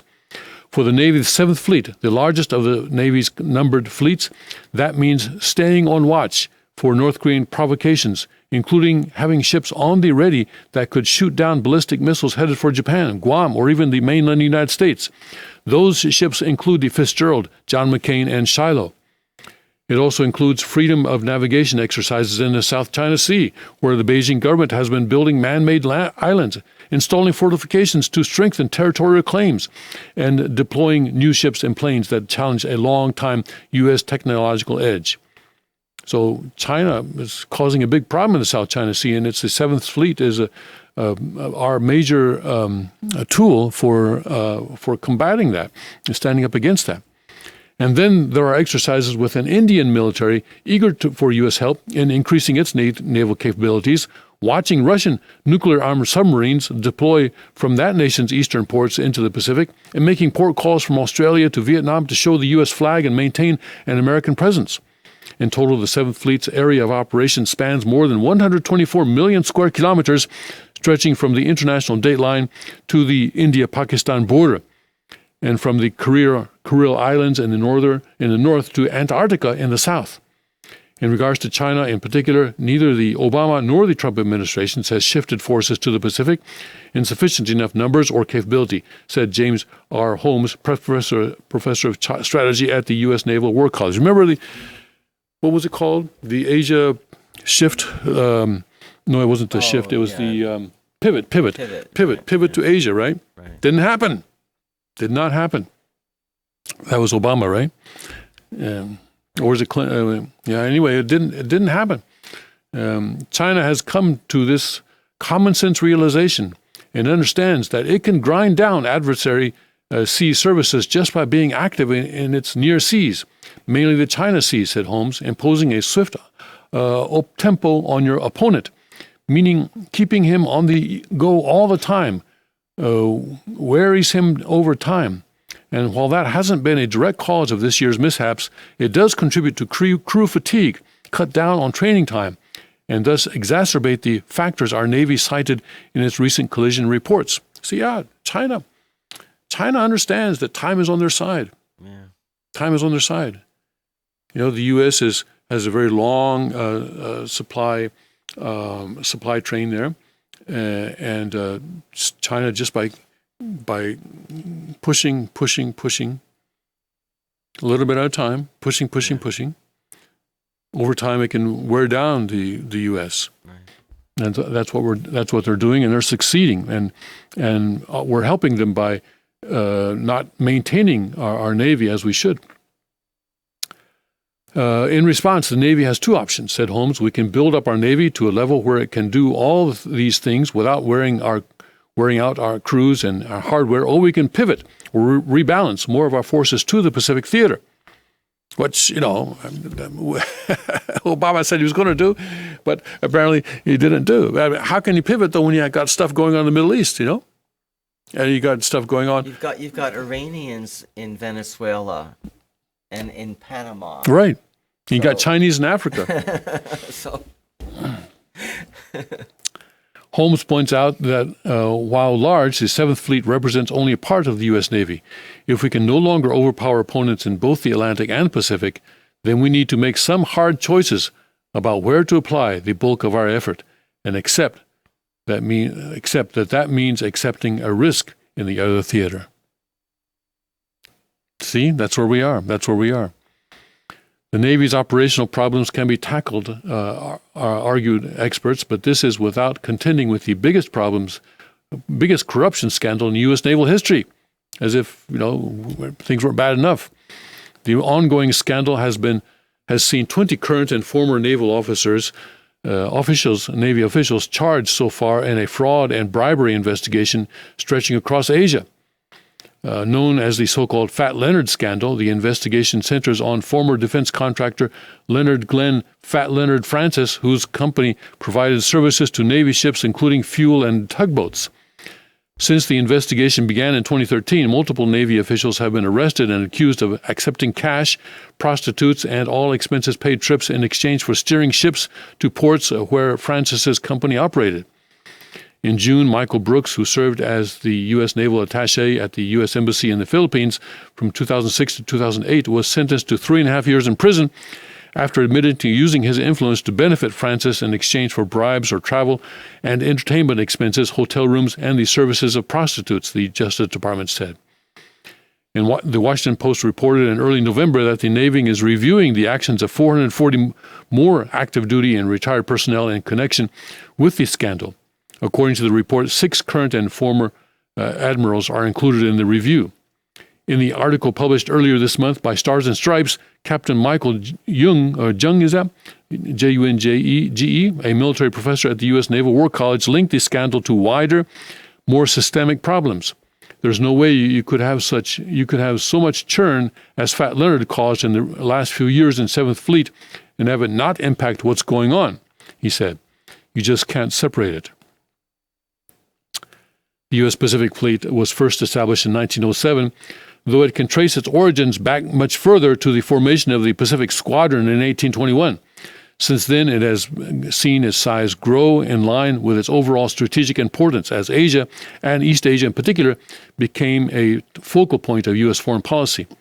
Today, the fleet is the world's largest, with approximately 200 ships and submarines, nearly 1,200 aircraft, and more than 130,000 sailors and civilians.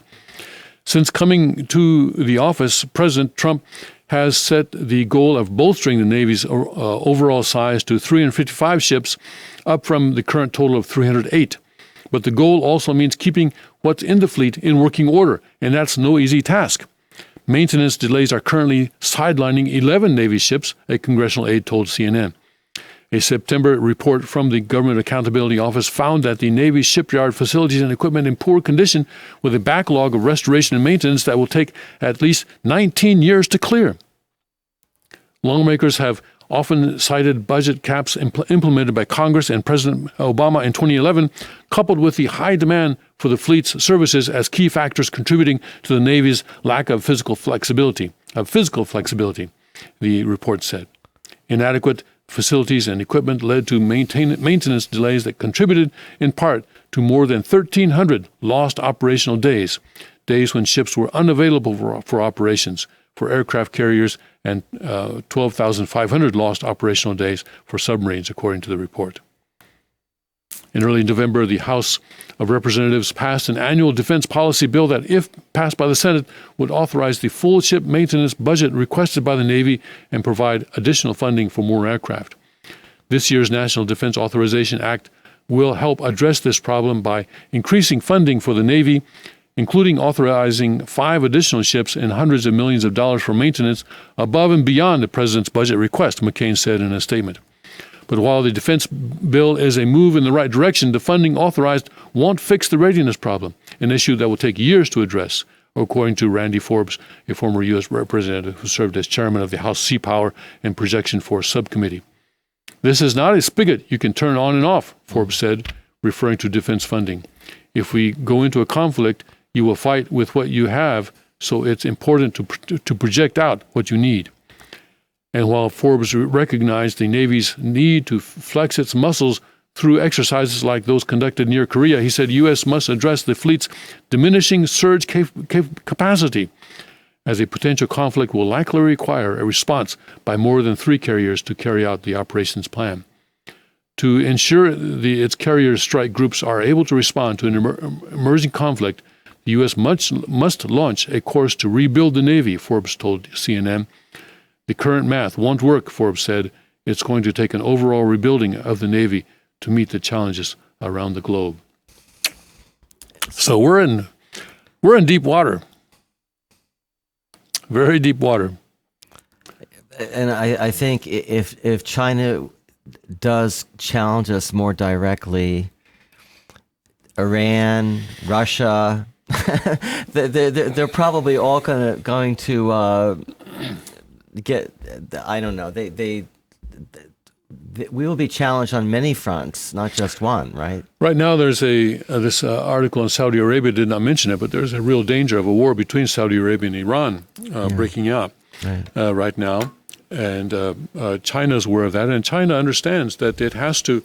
That if it's to accomplish what it wants to, what Xi Jinping wants to accomplish by 2050, to become the preeminent power in the world by 2050, then it has to at some point face down the United States.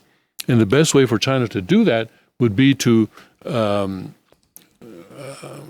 have a war occur in the Middle East so that the U.S. cannot pivot to Asia. Right. And cannot deploy to Asia what it needs to deploy in order to stop the Chinese Communist Party. And the Chinese Communist Party, not China as a whole, not Chinese people as a whole, but the Chinese Communist Party is I would say the primary security threat against the United States right now. I don't know. Some people have said it's Russia, but I think it's really the Chinese Communist Party.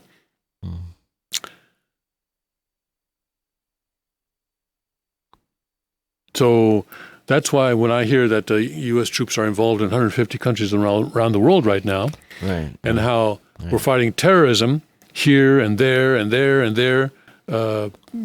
What's that game called where you take a mallet? Whack-a-mole. You know, then maybe we need to sit down and really figure out what is our real security threat. What is our real security threat? And figure out what we can do, what we have now, and of course we have to rebuild. But it's going to take years to rebuild. We cannot just turn the spigot off and on like the guy says. Right.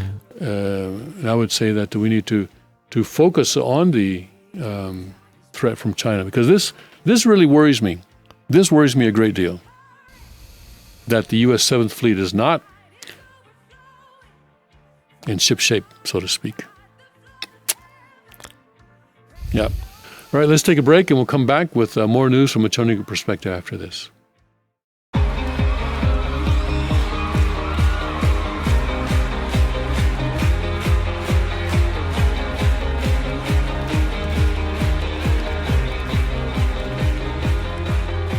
At break of day, in hope we rise, we speak your name.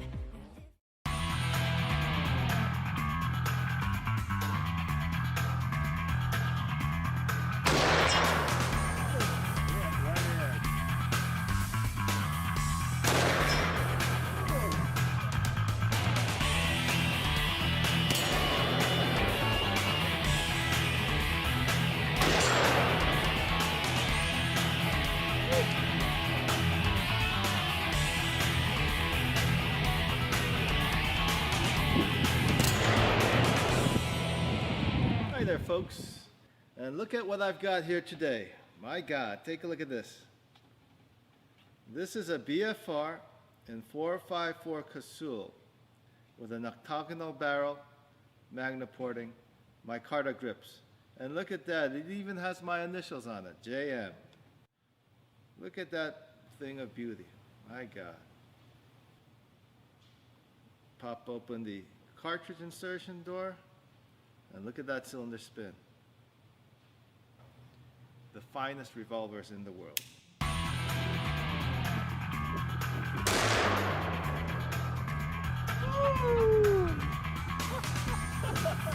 That's a cannon. That's a cannon. Oh, man.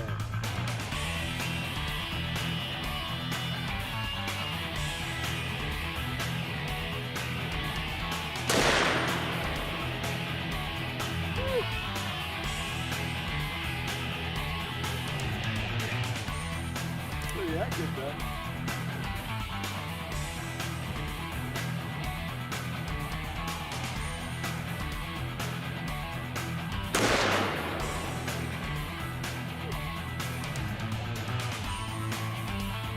Pretty much on target.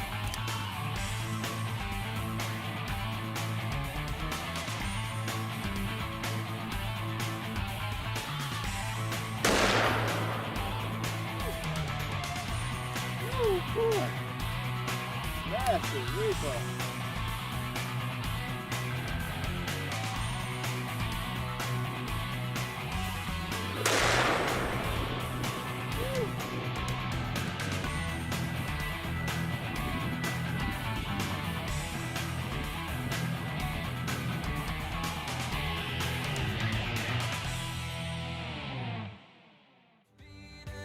I know my God won't let them be defeated.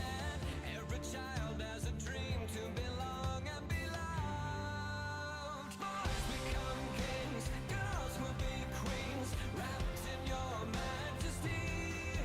When we love the least of these, then they will be brave and free. Shout your name in victory. When we love the least of these, when we love the least of these.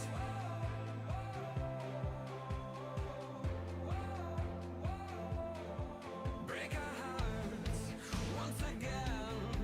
Help us to remember when we were only children hoping for a friend. Won't you look around? These are the lives that the world has forgotten, waiting for doors of our hearts and our homes to open. Boys become kings, girls will be queens, wrapped in your majesty. When we love the least of these.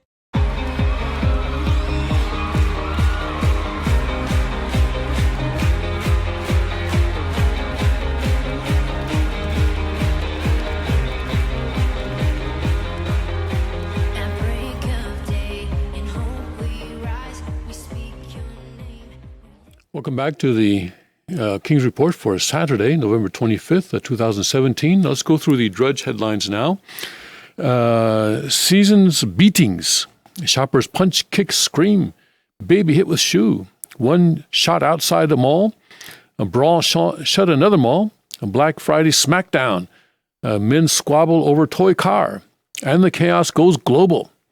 Customers wear employee uniforms to sneak into stores. Facial recognition tracking everywhere. Santa sees everything. Cyber Monday forecast to be the largest shopping day in history. Credit card problems plague Macy's and Amazon workers strike. So, wow. So yesterday was a real chaotic day, I guess, huh? Trump wants to end welfare as Bill Clinton knows it. There's a good news story. President keeps racking up victories on federal bench. More Mueller probe leaks, a big challenge to find fair jury. Women have fewer babies than ever. China shuts main route into North Korea as tensions dominate. Apparently they shut down, the bridge over the Yalu River has been shut down for maintenance, but there's no word on when it's going to be reopened. North Korean men wash up on Japanese coast. Some bodies washed up on the Japanese coast, and they're presumed to be from North Korea. A defector reveals how orphans survive famine. Many college students own food stamps. Tiger shot dead in Paris train station after escaping the zoo. Growing number of young leaving desk jobs to farm. All right. Now, the next story is rural California grapples with green rush of pot growers. Green rush of Pot growers, yes, as more young people are leaving desk jobs to farm. I don't know if those two stories are connected or not. Okay. Okay, farming is a good thing, but I don't know about. Well, like I said, I don't know if those two stories are connected or not. Okay. Magazine, How to Ride Out the Apocalypse, Malibu homeless crisis, mystery, more booms heard around the world, expert baffled. Apparently in the last decades there have been sort of mysterious booms that occur. I've never heard one, but apparently they occur in various places around the world. Claim, a military base uses mind control to spark shootings. Gunmaker faces default as Americans buy fewer firearms. This is, where did I have that there? Remington, actually. Remington Outdoor is facing default. The second largest U.S. gun maker has suffered a rapid and sharp deterioration in sales and a similar drop in profits since January, and faces continued softness in consumer demand for firearms, credit analysts at Standard & Poor's Global Ratings said in a report Friday. S&P, as a result, has cut the company's corporate credit rating, already at a junk bond level CCC+, 2 full notches to CCC-, a move likely to make the company's high-yield debt less attractive to investors and lenders and force Remington to pay more in interest. The company could face a change in control, bankruptcy, or default on its debt by next year. A backlog of unsold, unwanted firearms will force Remington to operate at a loss and pressure the company's sales and profitability at least through the early 2018, resulting in insufficient cash flow for debt service and fixed charges, unless Remington gives up cash to pay for ongoing operations, S&P adds. S&P expects a heightened risk of restructuring of Remington's $575 million senior secured loan, an asset-based lending facility which it is supposed to pay back in 2019. If Remington defaults on its payments based on the company's current value, S&P expects first lien creditors may receive around 35 cents back from every dollar they have lent or invested. Lower-rated creditors would get back less or nothing. Default is not yet a virtual certainty, the report added. Ironically, Obama was good for gun sales. Yes, exactly. Obama, some people called him the best gun salesman in history. Yes.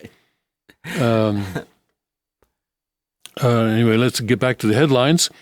After that, a brief interlude. Catholic officials threaten ex-seminarians over sex claims. Priest blasts lack of exorcism training. Demon threat. But Catholic Church is not the place to get that training. Just saying. Inmate threat. Inmate dies after meth-laden kiss. Be careful who you kiss. Merkel back from the brink. Wait, the girlfriend gets 2 years. The girlfriend who kissed him gets 2 years in prison for. Oh, really? Yeah, that's what the headline. If you click on it. Merkel back from the brink. So Angela Merkel in Germany was not able to form a government, and so they were talking about new elections. We'll take a look at that in a minute, see what's going on there. Massive 3-mile wide asteroid to nearly graze the Earth. Hey, they're getting closer and closer. Venezuelans suffer as malaria outbreak spreads in drug-short nation. YouTube faces fresh backlash after ads appear near pedophile comments. Okay. Bezos is the $100 billion man. Stocks set new records on holiday optimism. Tax plan make or break week. A big blue wave forming off political coast. Dogs guard comfort injured hiker for days in woods. Was this the one you were talking about? Yeah. Let me Go ahead and do that. Good Yeah, news. this is a good news. Yeah. Dog guarding comforted an injured hiker for days in the woods. Okay, take it away, The Richard. headline is: one cuddled close, one was on guard, and one looked for food. How 3 dogs helped Annette Poitras survive. Dog walker Annette Poitras spent more than 2 days lost in the back country of Eagle Mountain in Coquitlam with 3 dogs. They were all rescued alive and safe Wednesday afternoon. Now more details are coming to light about how they survived the rain and the elements. Annette was with a collie named Chloe, a boxer named Roxy, and a puggle named Bubba. They did not leave her side, even though one of them initially wandered off when Annette fell and hurt herself. And they have a nice picture here. But luckily, that dog came back, and then all 4 of them stayed together until they were rescued. Despite having no water or food, it appears the group took care of each other as best they could. At one point, the last night when it was torrential rain, the short-haired boxer Roxy was cold, so Annette took off one of her rain jackets to put over the boxer, to keep it warm. Annette also learned a survival tip from the dogs. She happened to notice one of the dogs was digging a hole to sleep in. The undergrowth, it's very spongy, it soaks up a lot of water. So she started sweeping away all the brush and everything to get down into the dirt and kind of made herself a little well to sleep in. She learned from the dogs. Annette will remain in hospital until at least Friday. She didn't break any bones, but she was in quite a lot of pain and was not able to walk yet. So, she actually saw a rescue helicopter flying over her Monday night, but due to the dense brush and trees, rescuers did not see her, even though she's waving her jacket. Looks like the 4 of them survived together. Okay, this is a good news story. It's a good news story. Okay. It's a good news story. Yes. But let's learn some lessons here, all right? Anytime you go take a hike or go into nature, be prepared. Be prepared. You know, Now, if one of those food. dogs- She had no food or water. Yeah, that's... And where was her bug out bag? And where was her tarp? We could go she on was and not on. prepared. We could go on and on.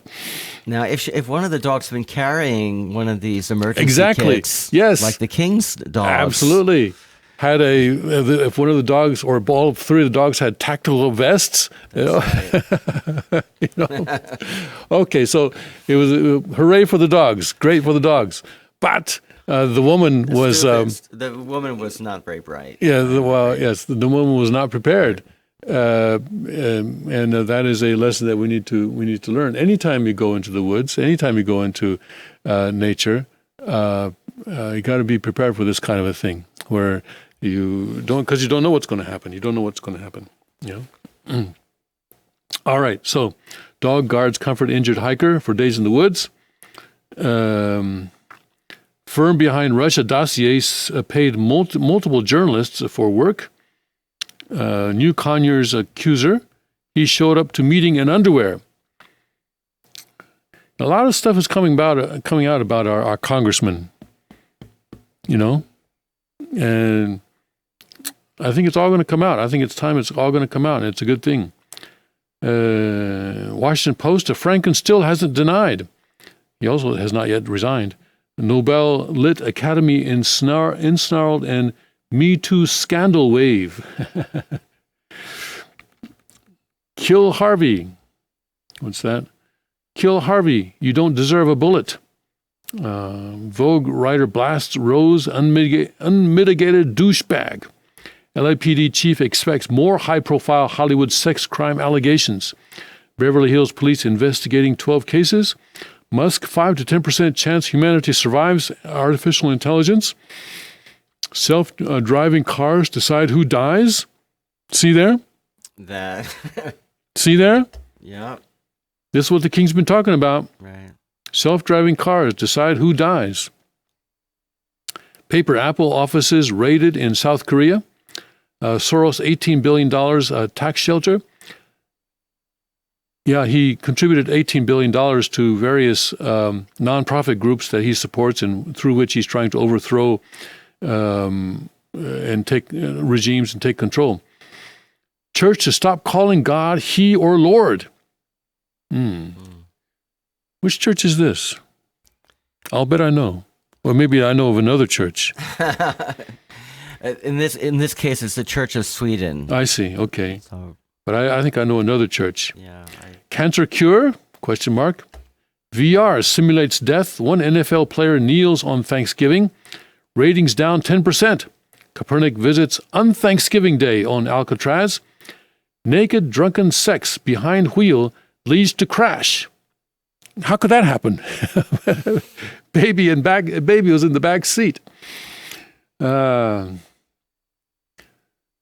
Slain Baltimore detective was to testify against officers. A UN diplomat accused of slugging wife and protected by immunity. Die Hard for jihadists. ISIS recruits with heroic tales. Okay, then we have the 235 plus killed in an attack on mosque in Egypt. Deadliest attack in Egypt, civilians by Islamic extremists. They were shooting at the ambulances too. We did that. Linda Tripp, Clinton reckoning, a day late, $1 short. Yeah, now they come out, you know. That's true. Royal frenzy over apparently Prince Harry may or may not be about to become engaged or something like that.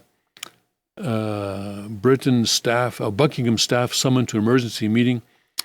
Don't really care about that too much.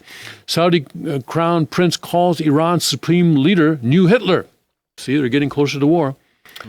Paper, American mercenaries torture elite. Prince Al-Walid hung upside down. I think we covered that earlier. Navy Pacific Fleet at breaking point. We did that.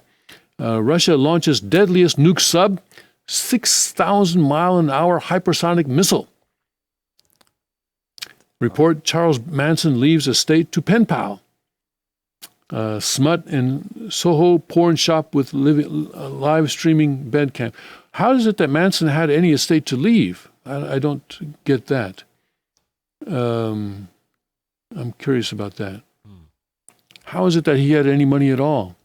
He was in prison for how many years? A bunch of years, decades, a few decades. Did he write a book or something? Charles Manson left his... The victims would get anything that he had, right? Okay.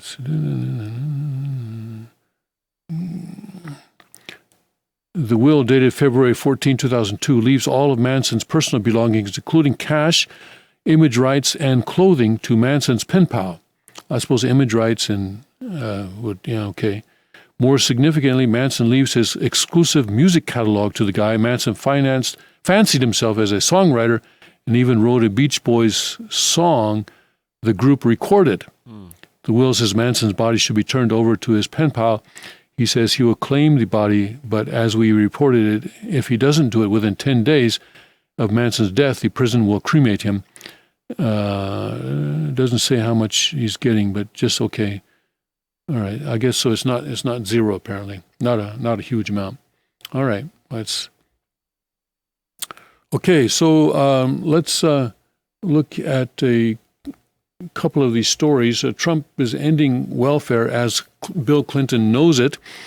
This is an AP story. Overhauling welfare was one of the defining goals of Bill Clinton's presidency, starting with a campaign promise to end welfare as we know it, continuing with a bitter policy fight and producing change that remains hotly debated 20 years later.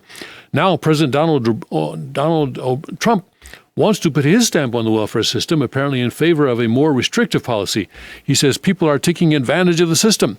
Trump, who has been signaling interest in the issue for some time, said this past week that he wants to tackle the issue after the tax overhaul he is seeking by the end of the year.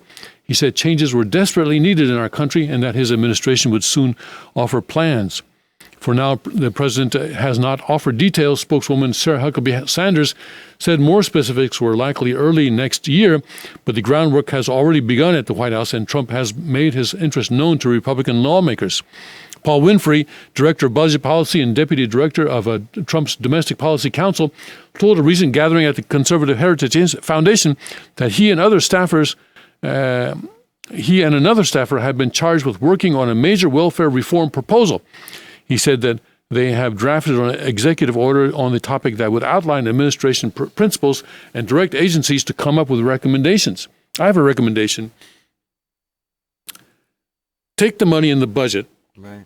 that is going to a particular welfare program, Right. all right, and instead of channeling it through the bureaucrats who are going to take 76 cents out of every dollar, Right. give it to charities, private charities, not just one, but a lot of charities, all right? So they can do that work, the same work, all right? The same people are going to get the money. Same people are going to get the money, work it so that it works out that way. But instead of using the government bureaucrats, Right. use private charities, all right? Now, probably most or all of them will do it more efficiently than the government bureaucrats. And after you do it once, then you can measure and see which charities do better than the others, and then gradually narrow the charities that get that money, okay? And this is a first step towards eventually getting the government out of welfare altogether. Anyway, that's my recommendation, if this guy's listening. Yeah, I mean, one problem when the government gives out money, it comes with control, strings attached. They start telling the charity, we don't want you to be too religious. We don't like this, Jesus Christ idea. So they're you know what I mean, right? There's always. Well, we'll have to work through that. Yes. But in principle, I would just say, Yeah. whatever the problems that there will be with the private charities, Right. they're not as large as the problems that are associated with funneling this through government bureaucrats. That's true. And some of the people receiving that charity may be the former government bureaucrats who have now lost their jobs. All right. Wait a second. I'm not through yet. Trump said in October that welfare was becoming a very, very big subject and people are taking advantage of the system. Clinton ran in 1992 on a promise to change the system, but struggled to get consensus on a bill, with Democrats divided and Republicans pushing aggressive changes. 4 years later, he signed a law that replaced federal entitlement with grants to the states, placed a time limit on how long families could get aid, and required recipients to go to work eventually. It has drawn criticism from both from some liberal quarters ever since. During her presidential campaign last year, Democrat Hillary Clinton faced activists who argued that the law fought for by her husband punished poor people. Catherine Eden, a professor at Johns Hopkins University who has been studying welfare since the 1990s, said the law's legacy has been to limit the cash assistance available to the very poor and has never become a springboard to work. She questioned what kinds of changes could be made, arguing that welfare benefits are minimal in many states and there is little evidence of fraud in other anti-poverty programs. Still, Eden said that welfare has never been popular. Even from its inception, it doesn't sit well with Americans in general. Another possible recommendation, all right, get rid of all welfare programs, cold turkey, and give a minimum wage to everybody. There are some conservatives who want to do exactly that. I mean, it would, while the whole minimum income thing goes against a lot of philosophical and other things, it's still better than what we would have today, all right? And then, those who don't need the minimum income can contribute it someplace. Anyway, this lady says, or this man, who is it? Robert Rector, Senior Research Fellow at Heritage, said he would like to see more work requirements for a range of anti-poverty programs and stronger marriage incentives, as well as strategies to improve results for social programs and to limit waste. He said while administration could make some adjustments through executive order, legislation would be required for any major change. This is a good system, he said. We just need to make the system better. Administration officials have already suggested they are eyeing anti-poverty programs. Trump's initial 2018 budget proposal outlined in March sought to sharply reduce spending for Medicaid, food stamps, and student loan subsidies, among other programs. Budget Director Mike Mulvaney said this year, if you are on food stamps and you are able-bodied, we need you to go to work. All right. So that's it. And a couple of recommendations from me as well. All right, let's take a break, and we'll come back with more news from a Chonic perspective after this.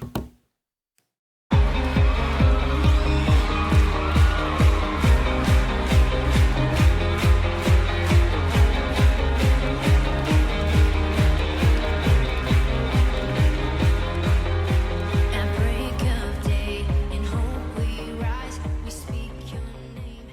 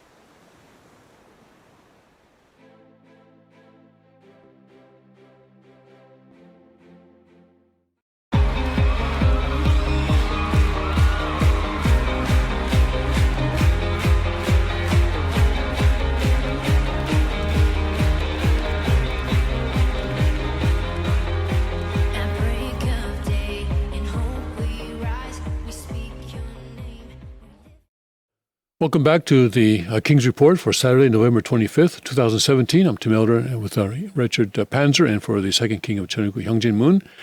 A couple days ago, was it a couple days ago or was it yesterday? Can't remember.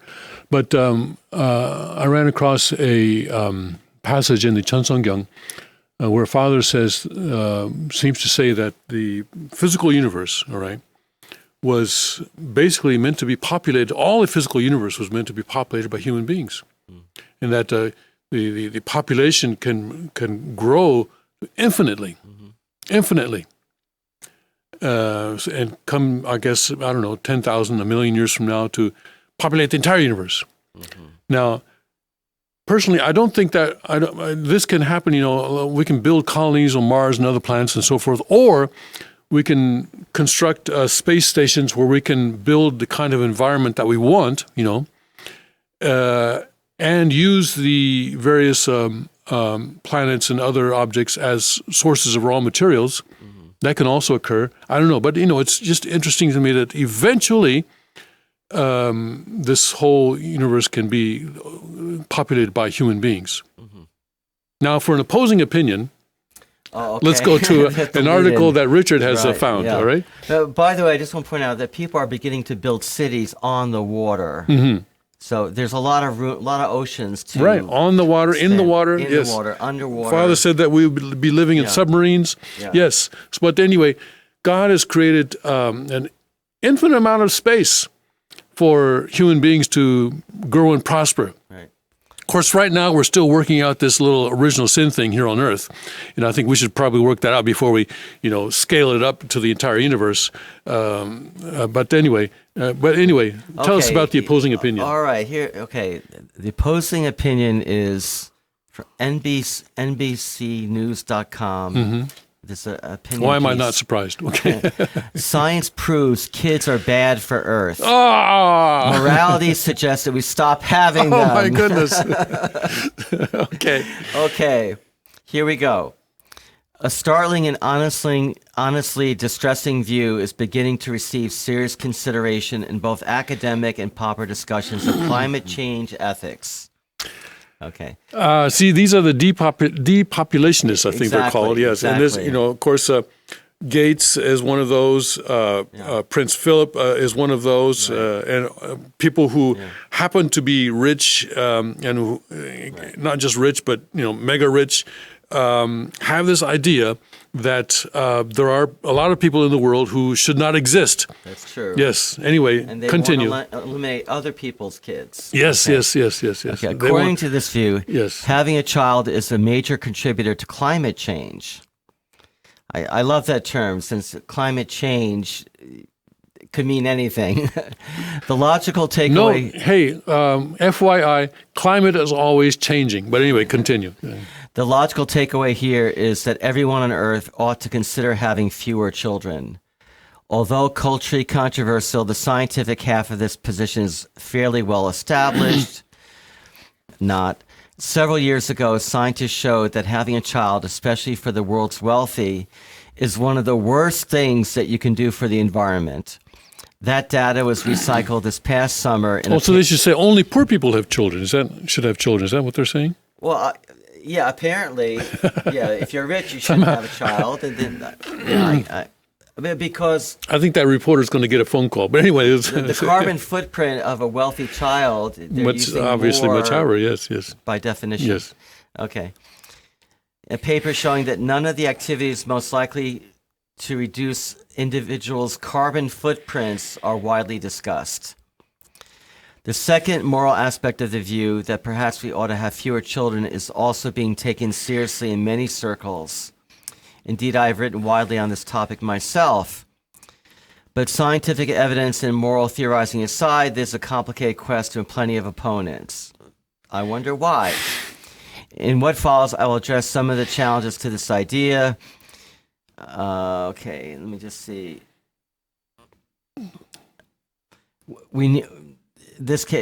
That means we need to stop pretending that this decision to have children doesn't have environmental and ethical consequences. The argument that having a child adds to one's carbon footprint depends on the view that each of us have a personal carbon ledger for which we are responsible. Furthermore, some amount of an offspring's emissions count towards the parent's ledger. Most environmentalists accept this sort of ledger view when it comes to recycling, driving, and flying. But support begins to decrease when applied to family planning. I don't know if you want me to continue. I mean, But these, okay, and we have these Al Gore using his private jet to fly to various speaking commitments and conferences and stuff like that. I mean, and then lecturing people about their carbon footprint. Right. I mean, this is really ridiculous. That then this is where this whole thing, this hoax of global warming, which they now try to say not global warming but climate change, so that they can go either way, right? So That's right. So they don't, because when they were saying global warming, they were finding out that they were having conferences on global warming when it was extremely cold outside. So they said, well, wait a second, this isn't working. We better rebrand ourselves as climate change. Meanwhile, 1 in 5 women in the UK are childless at 45, and they are having fewer offspring than ever. New data reveals. They're listening Apparently to this, so. Article. Women who turned 45 last year had 1.9 children on average, the lowest ever. Women are having children, and this is not just the UK, but places like Japan and Korea are even far below 1.9. I think Korea is something like 1.2 or something like that. Japan also about 1.2 or 3. Women who turned 45 in 2016 had an average of 1.80 children, down from 2.21 for their mother's generation, who turned 45 in 1944. The same generation also had fewer children by their 30th birthday, suggesting women are having children later in life. Women who turned 45 last year had 1.06 children by 30, compared to 1.8 in their mother's generation. In total, 18% of women who turned 45 last year had no children at all, compared with 11% of women in their mother's generation. Teenage motherhood is also dropping, with just 6% of women having had at least one child before their 20th birthday. So this is a thing that's going on. But this is a trend in the developed world, where I say, as I pointed out, I think in the first hour, where society itself is structured to undermine the family, where both parents have to work, and so of course you're going to have fewer children. But in the future, when we can have sovereignty on the family level, and where the taxation system also does not undermine the family, where in the Chonryu Constitution, income is not taxed, property is not taxed. And the total tax revenue of the government, the total revenue of the government cannot exceed 10% of GDP, so that more government functions, such as welfare, such as education, and what else? Healthcare. These functions are all transferred to the private sector. That will strengthen the sovereignty of the family, where you can have more children, where that becomes economically possible. Really, the economic reasons, I think, are one of the major reasons that people are having fewer children. Right. Other reasons as well, but that's certainly one of the major reasons. Okay. But I don't understand. So if humans did not exist on Earth, the environment would do fine. Is that the message that we're getting from NBC.com? Apparently, we should all stop breathing because we exhale carbon dioxide. There you go. That would be one way to contribute Yes. to reducing climate change. Of course, trees and plants need carbon dioxide Yes, for their breathing, that's at least true. during the day, because they produce oxygen from that. But that seems to not be considered there. Trump biggest is actually getting a very big victory in Congress. It looks like he's going to fill more federal judiciary vacancies than anyone in the past 40 years. That is Isn't that so important. Yes, that is something that's going to remain because federal judges serve out their life, serve for the rest of their life unless they resign. And so it's going to continue long after the president leaves the White House. President Trump should give special thanks to two U.S. senators this Thanksgiving weekend. One is still serving in the Senate. The other recently retired. One is Republican, the other Democrat. And what should President Trump be thanking them for? Quite simply, they have handed him one of the biggest victories of any president could claim in the past 45 years. Yes, this has happened even as one of the most widely covered stories of the past year has been President Trump's difficulties in working with Congress. The growing rift between him and the Republican senators John McCain, Jeff Flake, and Bob Corker alone has made headlines for months. For a U.S. president to have this many public feuds with senators from his own party this early in his presidency is really unprecedented and makes for hot news copy. But that story ignores a bigger and longer-lasting development in the federal judiciary. That brings us first to naming the Republican gift giver, Senator Chuck Grassley from Iowa. The longtime member of Congress has big-time clout as the chairman of the Senate Judiciary Committee, and Grassley has just used that clout to eliminate one of the final hurdles in the already furious pace to Trump administration judicial appointments to the federal bench.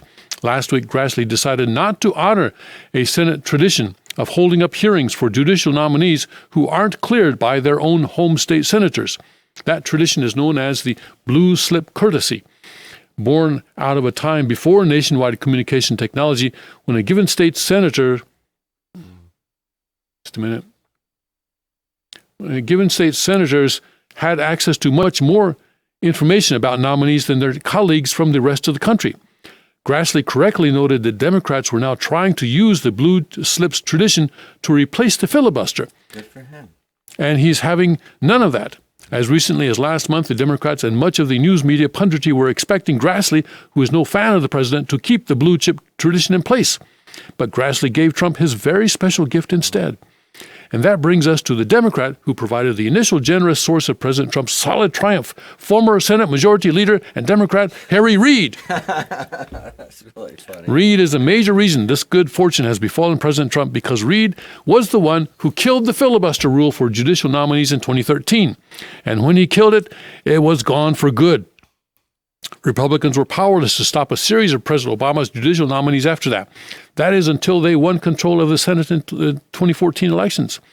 The GOP may have failed at using that majority to achieve much, especially making even a dent in Obamacare. But they were able to freeze the Obama nomination process in its tracks, most notably by delaying and eventually killing Merrick Garland's nomination for the Supreme Court.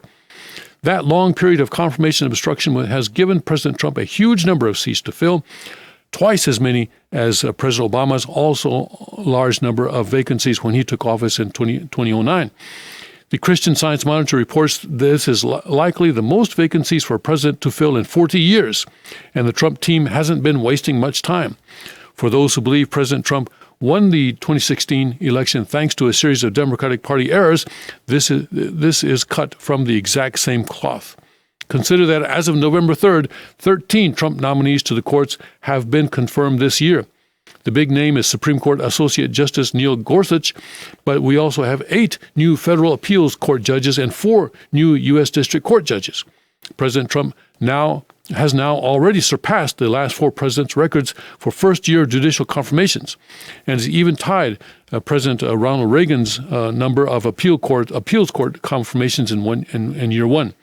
But this isn't just about sheer numbers; it's about ideology too. While President Trump and conservatives have diverged in matters of policy several times over the past year, the judicial nomination process is decidedly not one of them. The nominees sent to the Senate from the White House are more conservative and even younger than what we saw during President George W. Bush's 2 terms in office. In case the importance of making an impact on the courts is lost on anyone, just note the many setbacks the Trump administration has suffered this year alone thanks to the courts. Delays and changes to the White House-imposed travel and immigration bans have grabbed the most attention, but the administration is also dealing with judicial pushback and other potential hurdles on everything from its opposition to the AT&T-Time Warner merger to its transgender military ban. Now fast forward to a couple of years fast forward a couple of years where the Trump judicial appointment surge will have set in across the federal system. Just for this administration alone, that could make a huge difference. And for conservative causes and cases over time, it will be even more significant. Sure, the tax reform and Obamacare repeal bills may be jeopardized by internal spats between the GOP and the White House. But real history is being made in the courts, all thanks to a bad bet made by Senator Reid and remarkable cooperation between the Trump team, Senator Grassley, and Republican Senate Majority Leader Mitch McConnell. While the fights with other senators like Flake et al. May grab headlines, these judicial confirmations will have a much bigger impact. And unless the Democrats win control of the Senate in 2018, there's nothing they can do about it. So on this Thanksgiving weekend, the most grateful person in America should be President Trump. An unlikely set of benefactors has truly given him the political gift that will keep on giving. Adieu. Yeah. So good things are happening. Good things are happening, but it'll take time for that to really, for us to really see the effects of that. But once they take effect, it will continue for a long, long time. And the judges are incredibly powerful. So this is As we've discovered, yes, as we've discovered, a little bit of sort of a dictatorship of the judiciary, quite frankly. Of course, the judicial activism has been known since the 1960s, but it's getting out of hand, I think, where a single judge can block the president. That's actually, well, we'll see. We'll see. But certainly the judiciary is important, and President Trump is shaping that judiciary to become much more conservative than it is now. All right, let's take another break, and we'll be back in a minute or so with more news from a Tony Group perspective.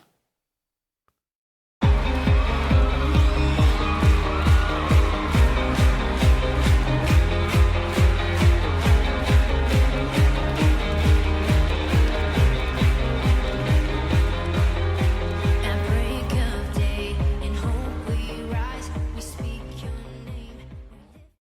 Car Arms, Magnum Research, and Auto Ordnance. The Car Firearms Group. With a diverse product line that blends American craftsmanship with cutting-edge technology. It's no secret why gun enthusiasts choose Car Firearms Group. From the Desert Eagle and Baby Desert Eagle made famous by Hollywood. The history of the 1911 and the Tommy gun.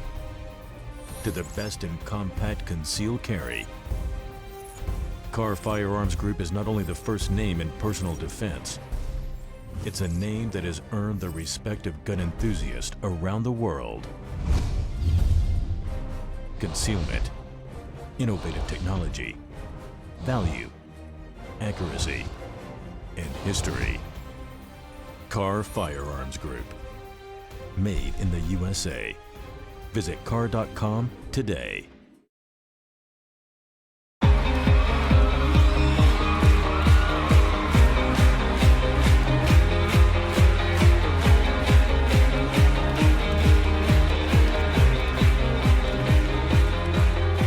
At break of day, in hope we rise, we speak your name. Welcome back to the King's Report for November 25th, 2017. Tim Elder and Richard Panzer in for the second King of Chonaguk.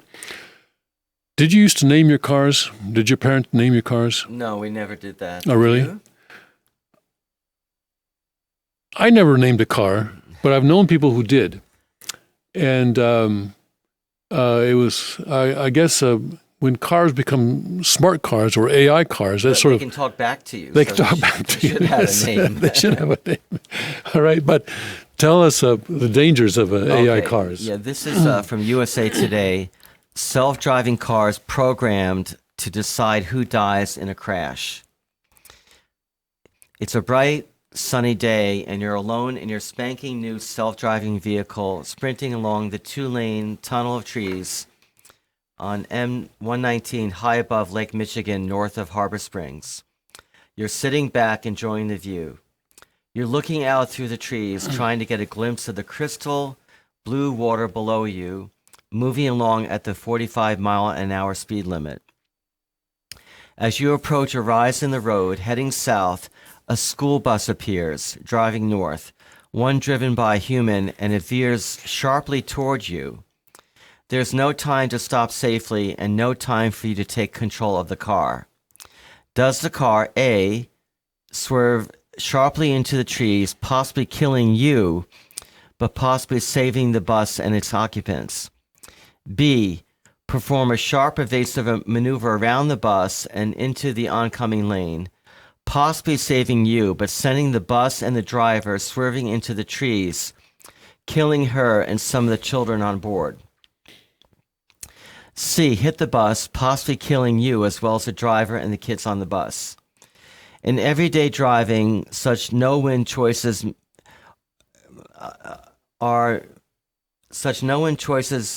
may be exceedingly rare, but when they happen, what should a self-driving car programmed in advance do? Or in any situation, even a less dire one, when a moral snap judgment must be made. It's not just a theoretical question anymore, with predictions that in a few years, tens of thousands of semi-autonomous vehicles may be on the roads. About $80 billion has been invested in the field. Tech companies are working feverishly on them. From Google-affiliated Waymo, among those testing cars in Michigan, and mobility companies like Uber and Tesla racing to beat them.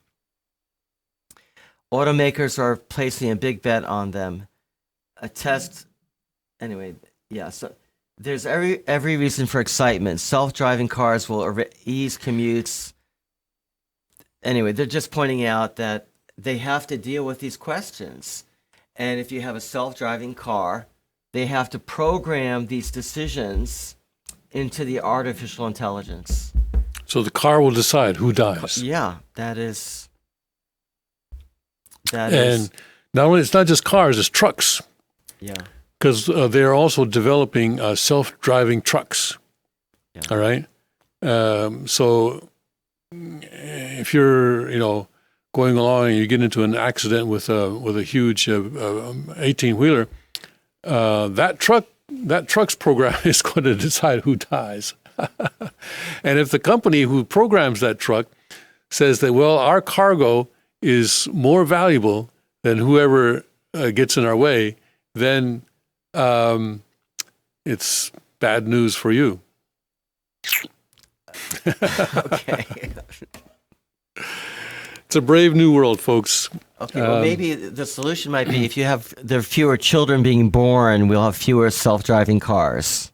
Yes, and fewer things to transport in trucks, a smaller economy, and everything. So yeah. Yes. But the real thing is that we need to have a society that is based on real morality, that respects human life. Yes, that respects human life from the moment of conception, not birth, but conception, to the moment when our physical bodies pass away.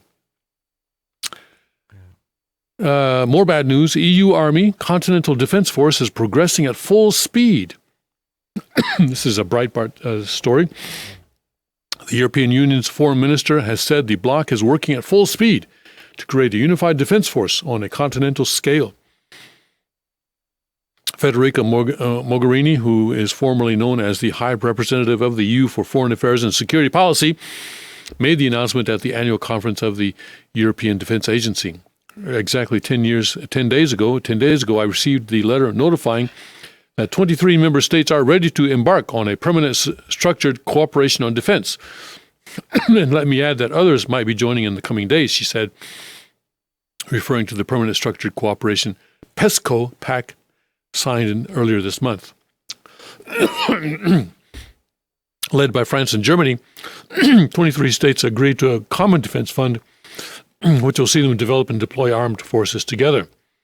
And they've funding research and development to new military hardware and the joint purchase of equipment, as well as committing to integrate their armed forces and the establishment of a joint headquarters. This is this is actually the kind of thing that the UK wanted to get away from when it voted for Brexit. And I think this development will make it less likely that the UK will vote to go back into the EU, which is a good thing. Because this is really the compromising sovereignty on an even greater level. And the UN wants to do this, by the way.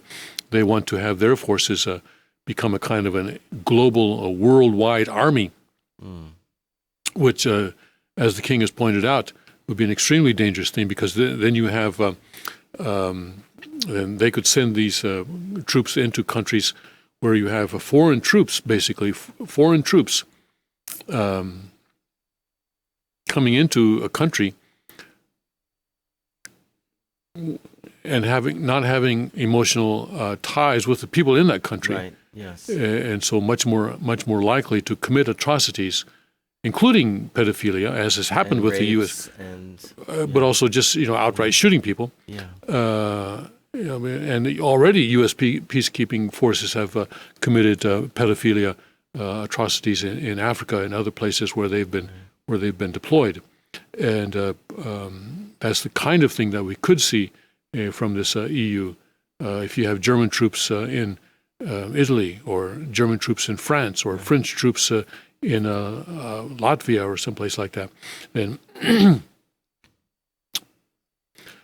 the EU attempted to hide their plans for the Defence Force, including a centralised headquarters and permanent structure of defence cooperation before the Brexit referendum, but they were leaked just weeks before the vote.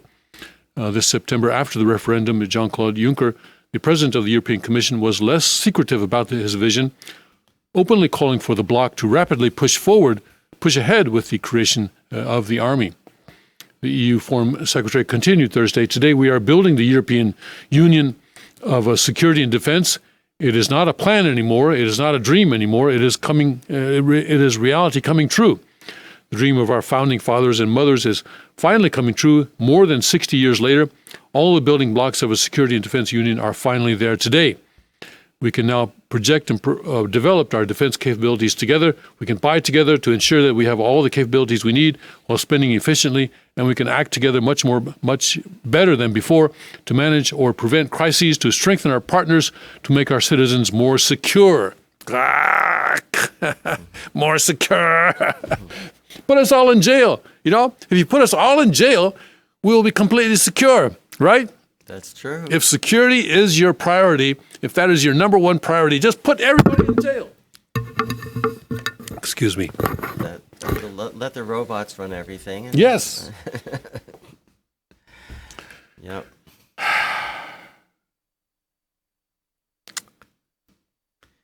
I have an article here. It's a serious Go ahead.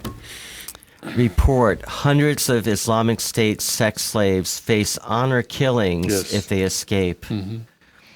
The estimated 640 young girls from Iraq's Turkmen minority community who remain under the shackles of sexual slavery at the hands of the Islamic State face honor killings if they escape and return to their families, a former Iraqi lawmaker representing the ethnic group told Fox News.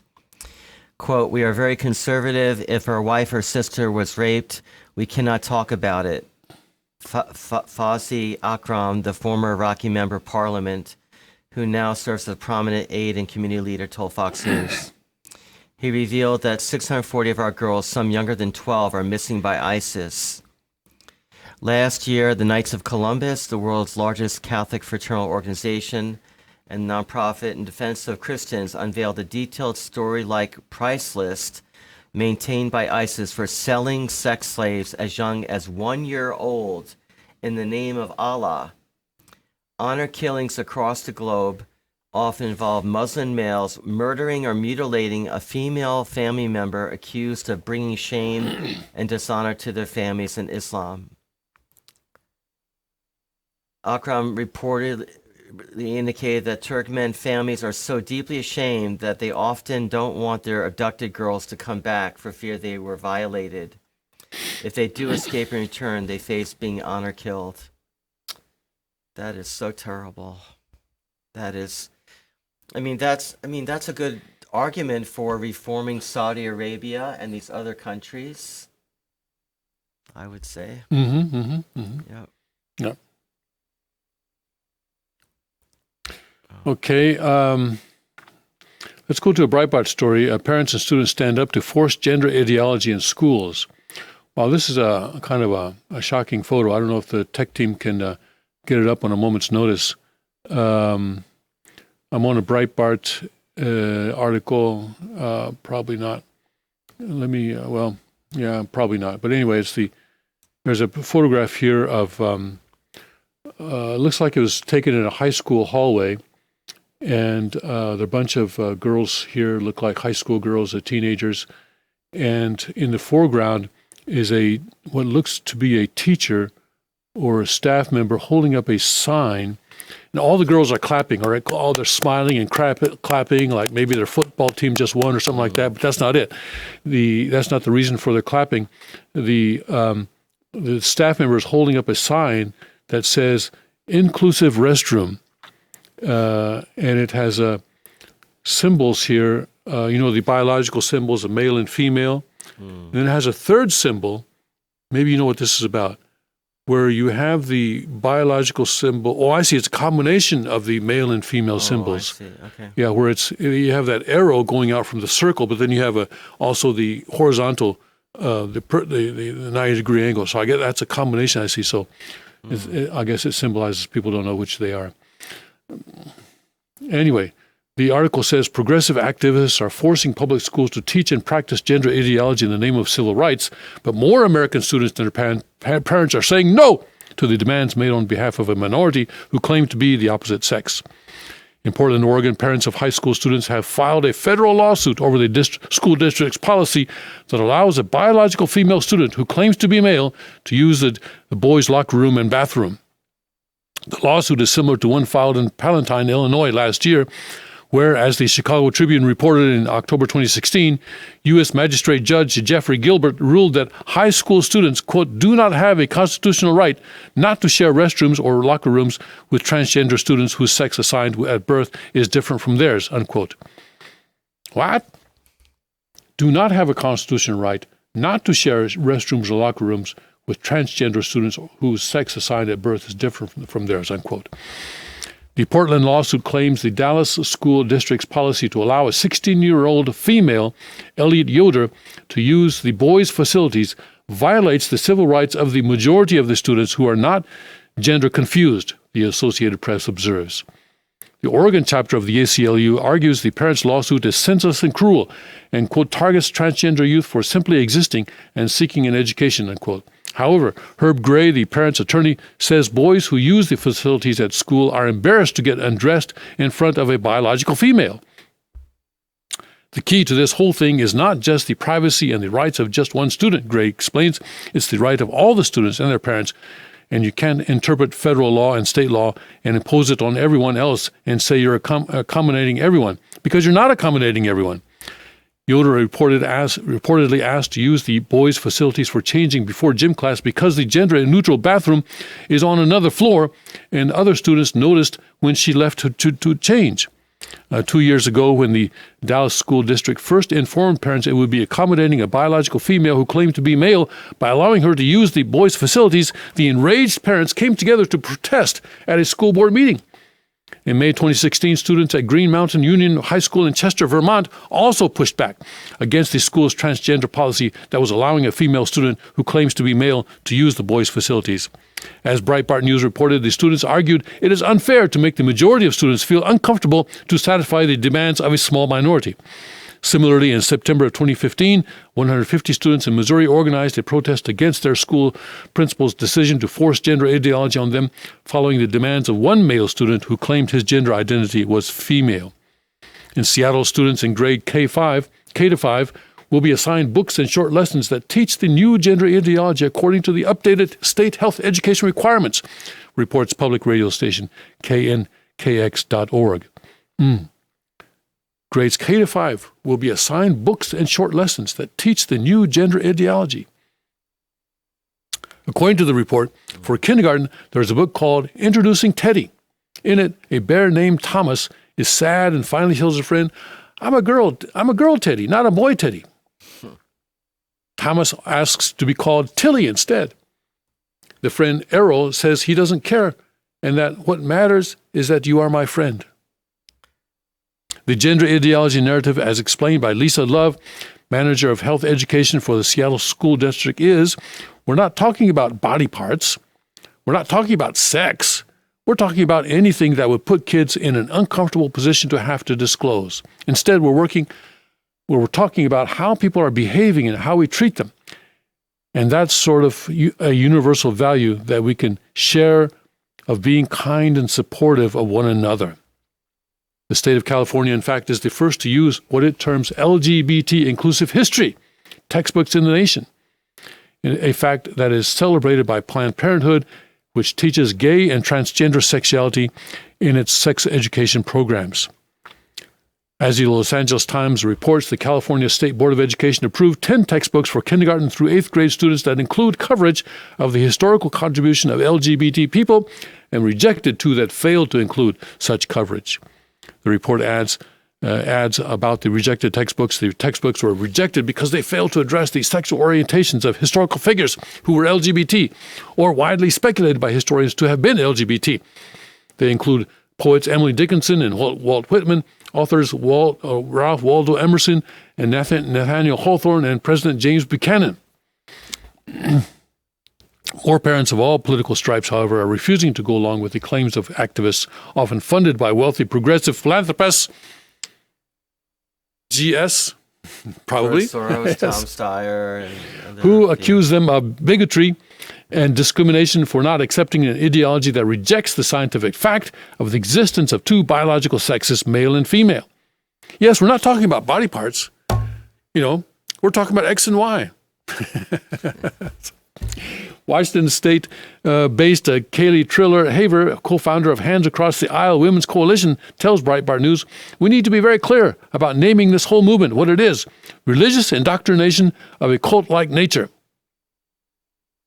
Triller-Haver says the forced gender ideology narrative is meant to undermine parents who are not buying into it. Those, again, undermining the parents and undermining the ability of parents to pass on their values to their children. Those with the audacity to challenge the narrative are shamed, and those foolish enough to overtly disagree are shunned. How else do you explain the phenomenon of teachers being put on administrative leave for pronoun infractions? We won't allow a football coach to pray off the clock, but we will allow a kindergarten teacher who teaches to teach 5-year-olds about mythical gender unicorns and that you can change your sex if you want to. This is an absurd and appalling abuse of power. Kids do not have the cognitive development necessary to grasp these abstract theories, but more and more it seems that the people tasked with educating them lack the cognitive development necessary to understand reality. Parents need to start speaking up and pushing back. Outside of the United States, students in Namao, Alberta, Canada, say their school's decision to convert the majority of single-sex bathrooms to gender-neutral bathrooms with multiple stalls poses significant privacy concerns. At least half of the student body of Sturgeon Composite High School signed a petition to urge a return to single-sex bathrooms. Graham Gibson, an 11th grade student at Sturgeon Composite, objects to the school's decision to change most of the bathrooms despite the fact that gender-confused individuals constitute a small minority of the population. It needs to reflect the population of the student body, he said. There are absolutely some people that need to be accommodated with the gender-neutral washrooms, and that's totally cool. But that is a minority. So why are you changing the majority of bathrooms? Many students and their parents agree making an accommodation for the very few children who suffer from gender dysphoria is acceptable. But demanding that the majority of students have their privacy and safety compromised is not. Breitbart News reports polls show that the strong majority of ordinary Americans oppose the progressive claim that unverifiable gender is more important than a person's sex. Polls also show that Americans want sexual privacy in bathrooms and shower rooms, and especially in the K-12 schools. Also, the polls show that most Americans want to be polite and helpful to the very few transsexual people who wish to live as members of the other sex. According to one study of the 2010 census, the population of transgender people amounts to 1 in every 2,400 Americans, or 0.03% of the adult population. Like Triller Haver, Jane Robbins, senior fellow at Washington, D.C. based American Principles Project, tells Breitbart News the progressive activists behind the forced gender ideology are dismissing what is obvious to most Americans as they perhaps seek a greater aim. Robbins explains if the goal is social chaos, nothing will achieve that quicker than undermining not only the family and parental rights, but the very foundations of human existence. There's no such thing as boys and girls, male and female, mommy and daddy. If you little kindergartner find that confusing, all the better.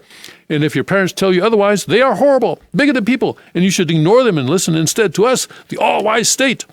This is a diabolical but ingenious way of remaking society, she adds, and if the lives of confused children have to be destroyed in pursuit of the political agenda, that's just acceptable collateral damage. Yeah, Go ahead. This is a great argument for homeschooling. Yes. I think more and more parents are going to say, we don't want our kindergarten child to be indoctrinated with this ridiculous ideology. And I've got to send this to the tech team because it is such a portrait of a bunch of brain dead girls. You can just see them. They're applauding this gender neutral bathroom when they are the ones who are going to be the victims of this. Yeah. Let me just take a minute here to email this to our. What shall I email? So I'll email it to your Rio, to your. You got it already? Did you show it already? You already showed it. Okay. Yeah, isn't that just look at that? Look at that Asian-looking girl standing right there. You know, I mean, come on. The girl next to her looks a little bit. I don't know about this, but then you got a couple more girls that I really think. Oh yeah, inclusive restroom. Wow.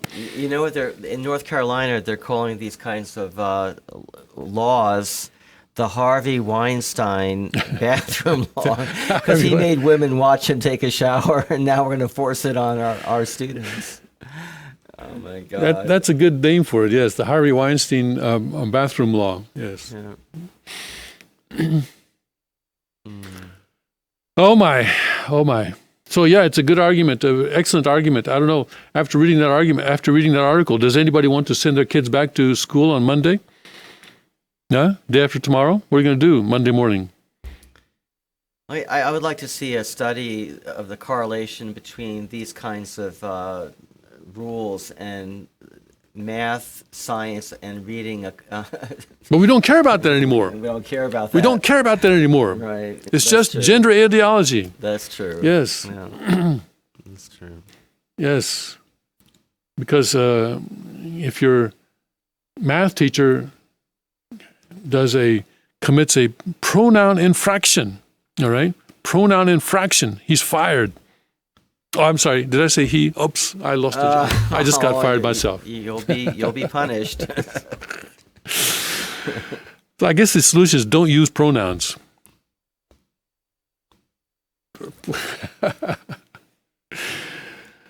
Polish government releases video blasting EU's record on migrant crisis and terrorism. Poland's conservative government has released a hard-hitting video on the impact of the migrant crisis in Europe and the EU's role in fostering it.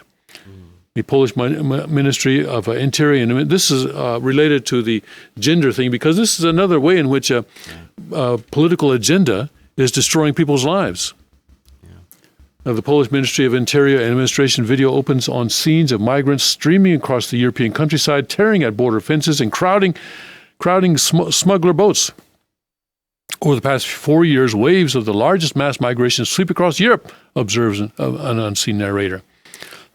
The video shows various newspaper headlines here, and then we have consistently opposed.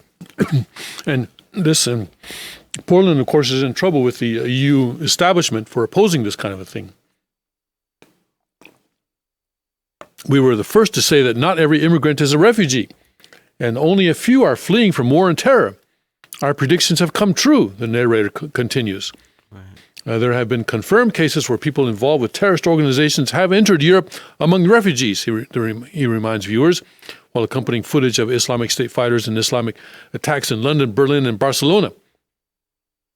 Although many attacks have been thwarted, there has been a wave of terrorist attacks in Europe. This problem is connected with what Western Europe has been struggling with, decades of a policy of multiculturalism and political correctness, observe this guy.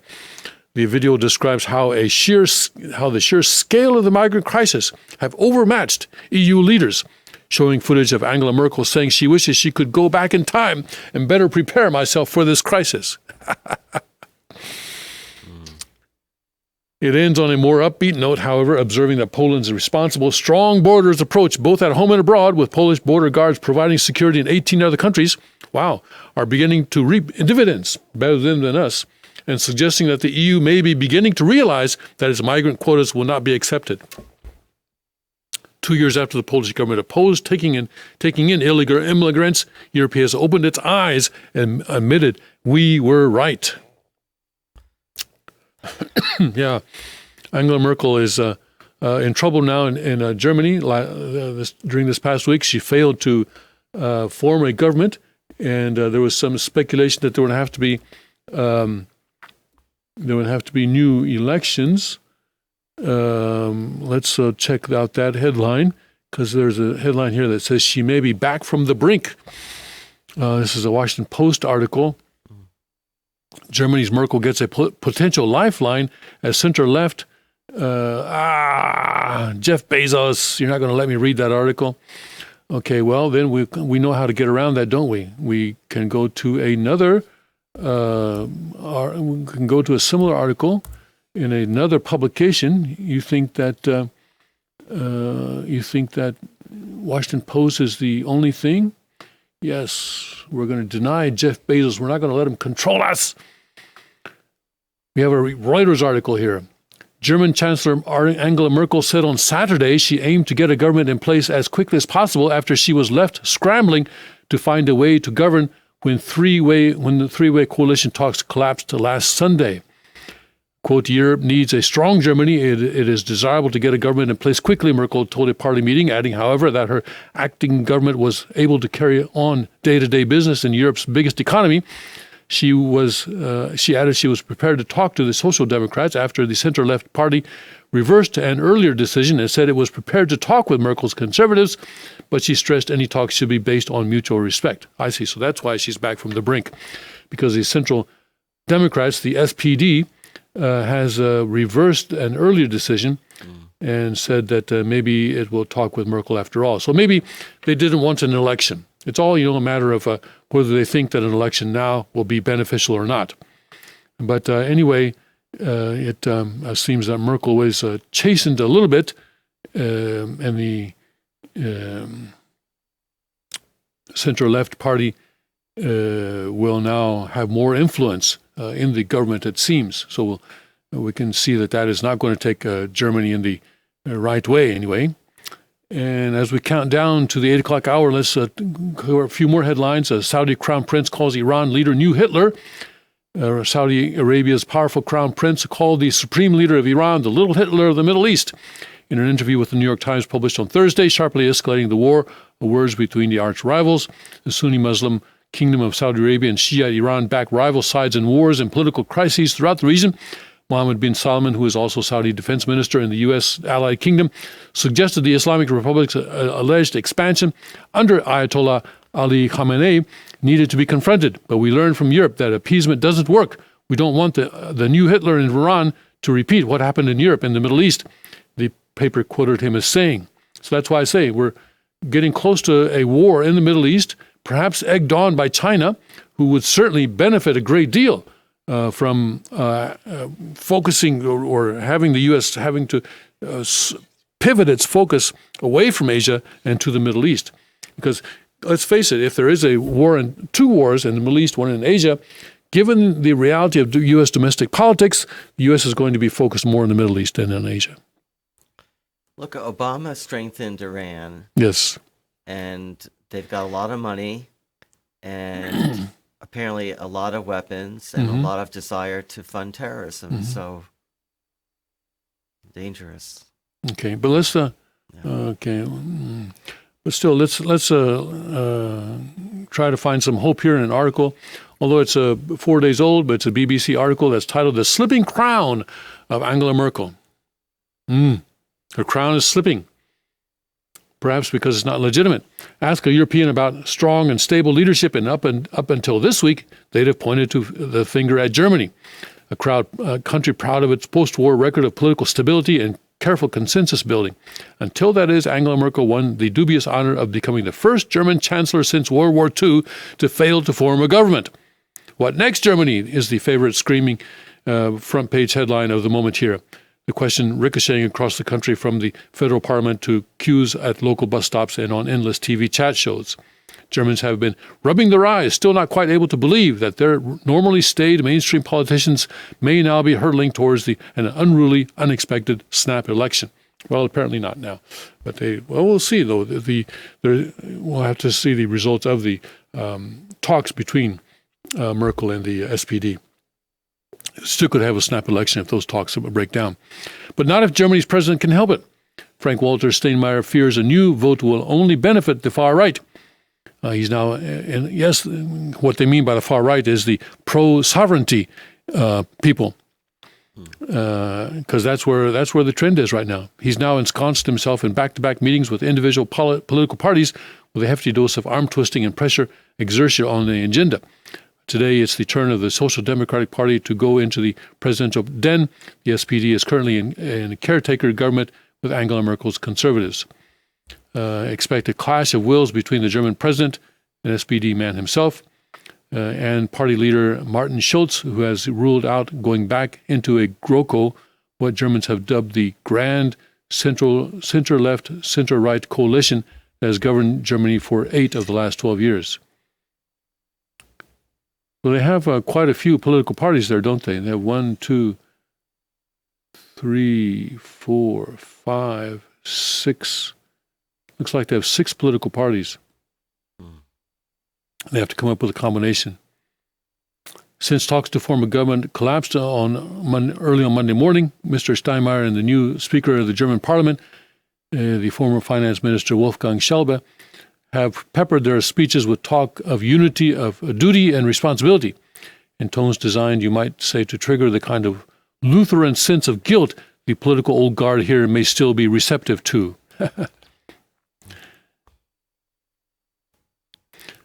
So we'll see, because if Germany,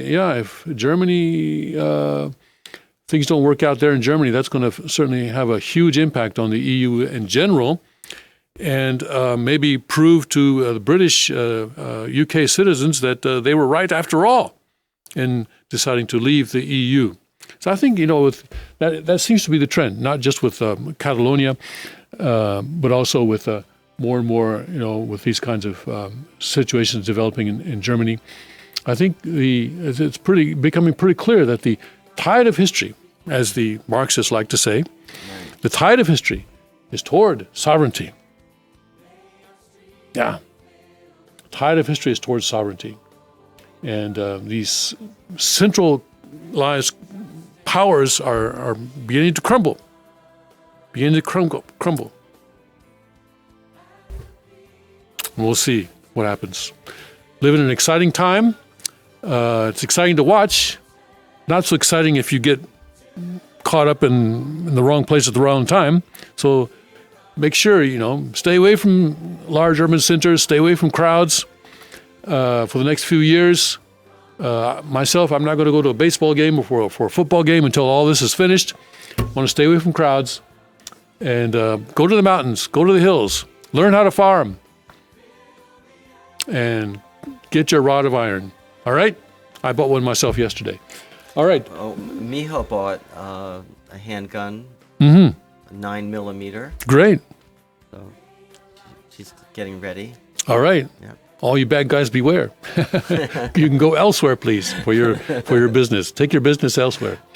We are prepared for you.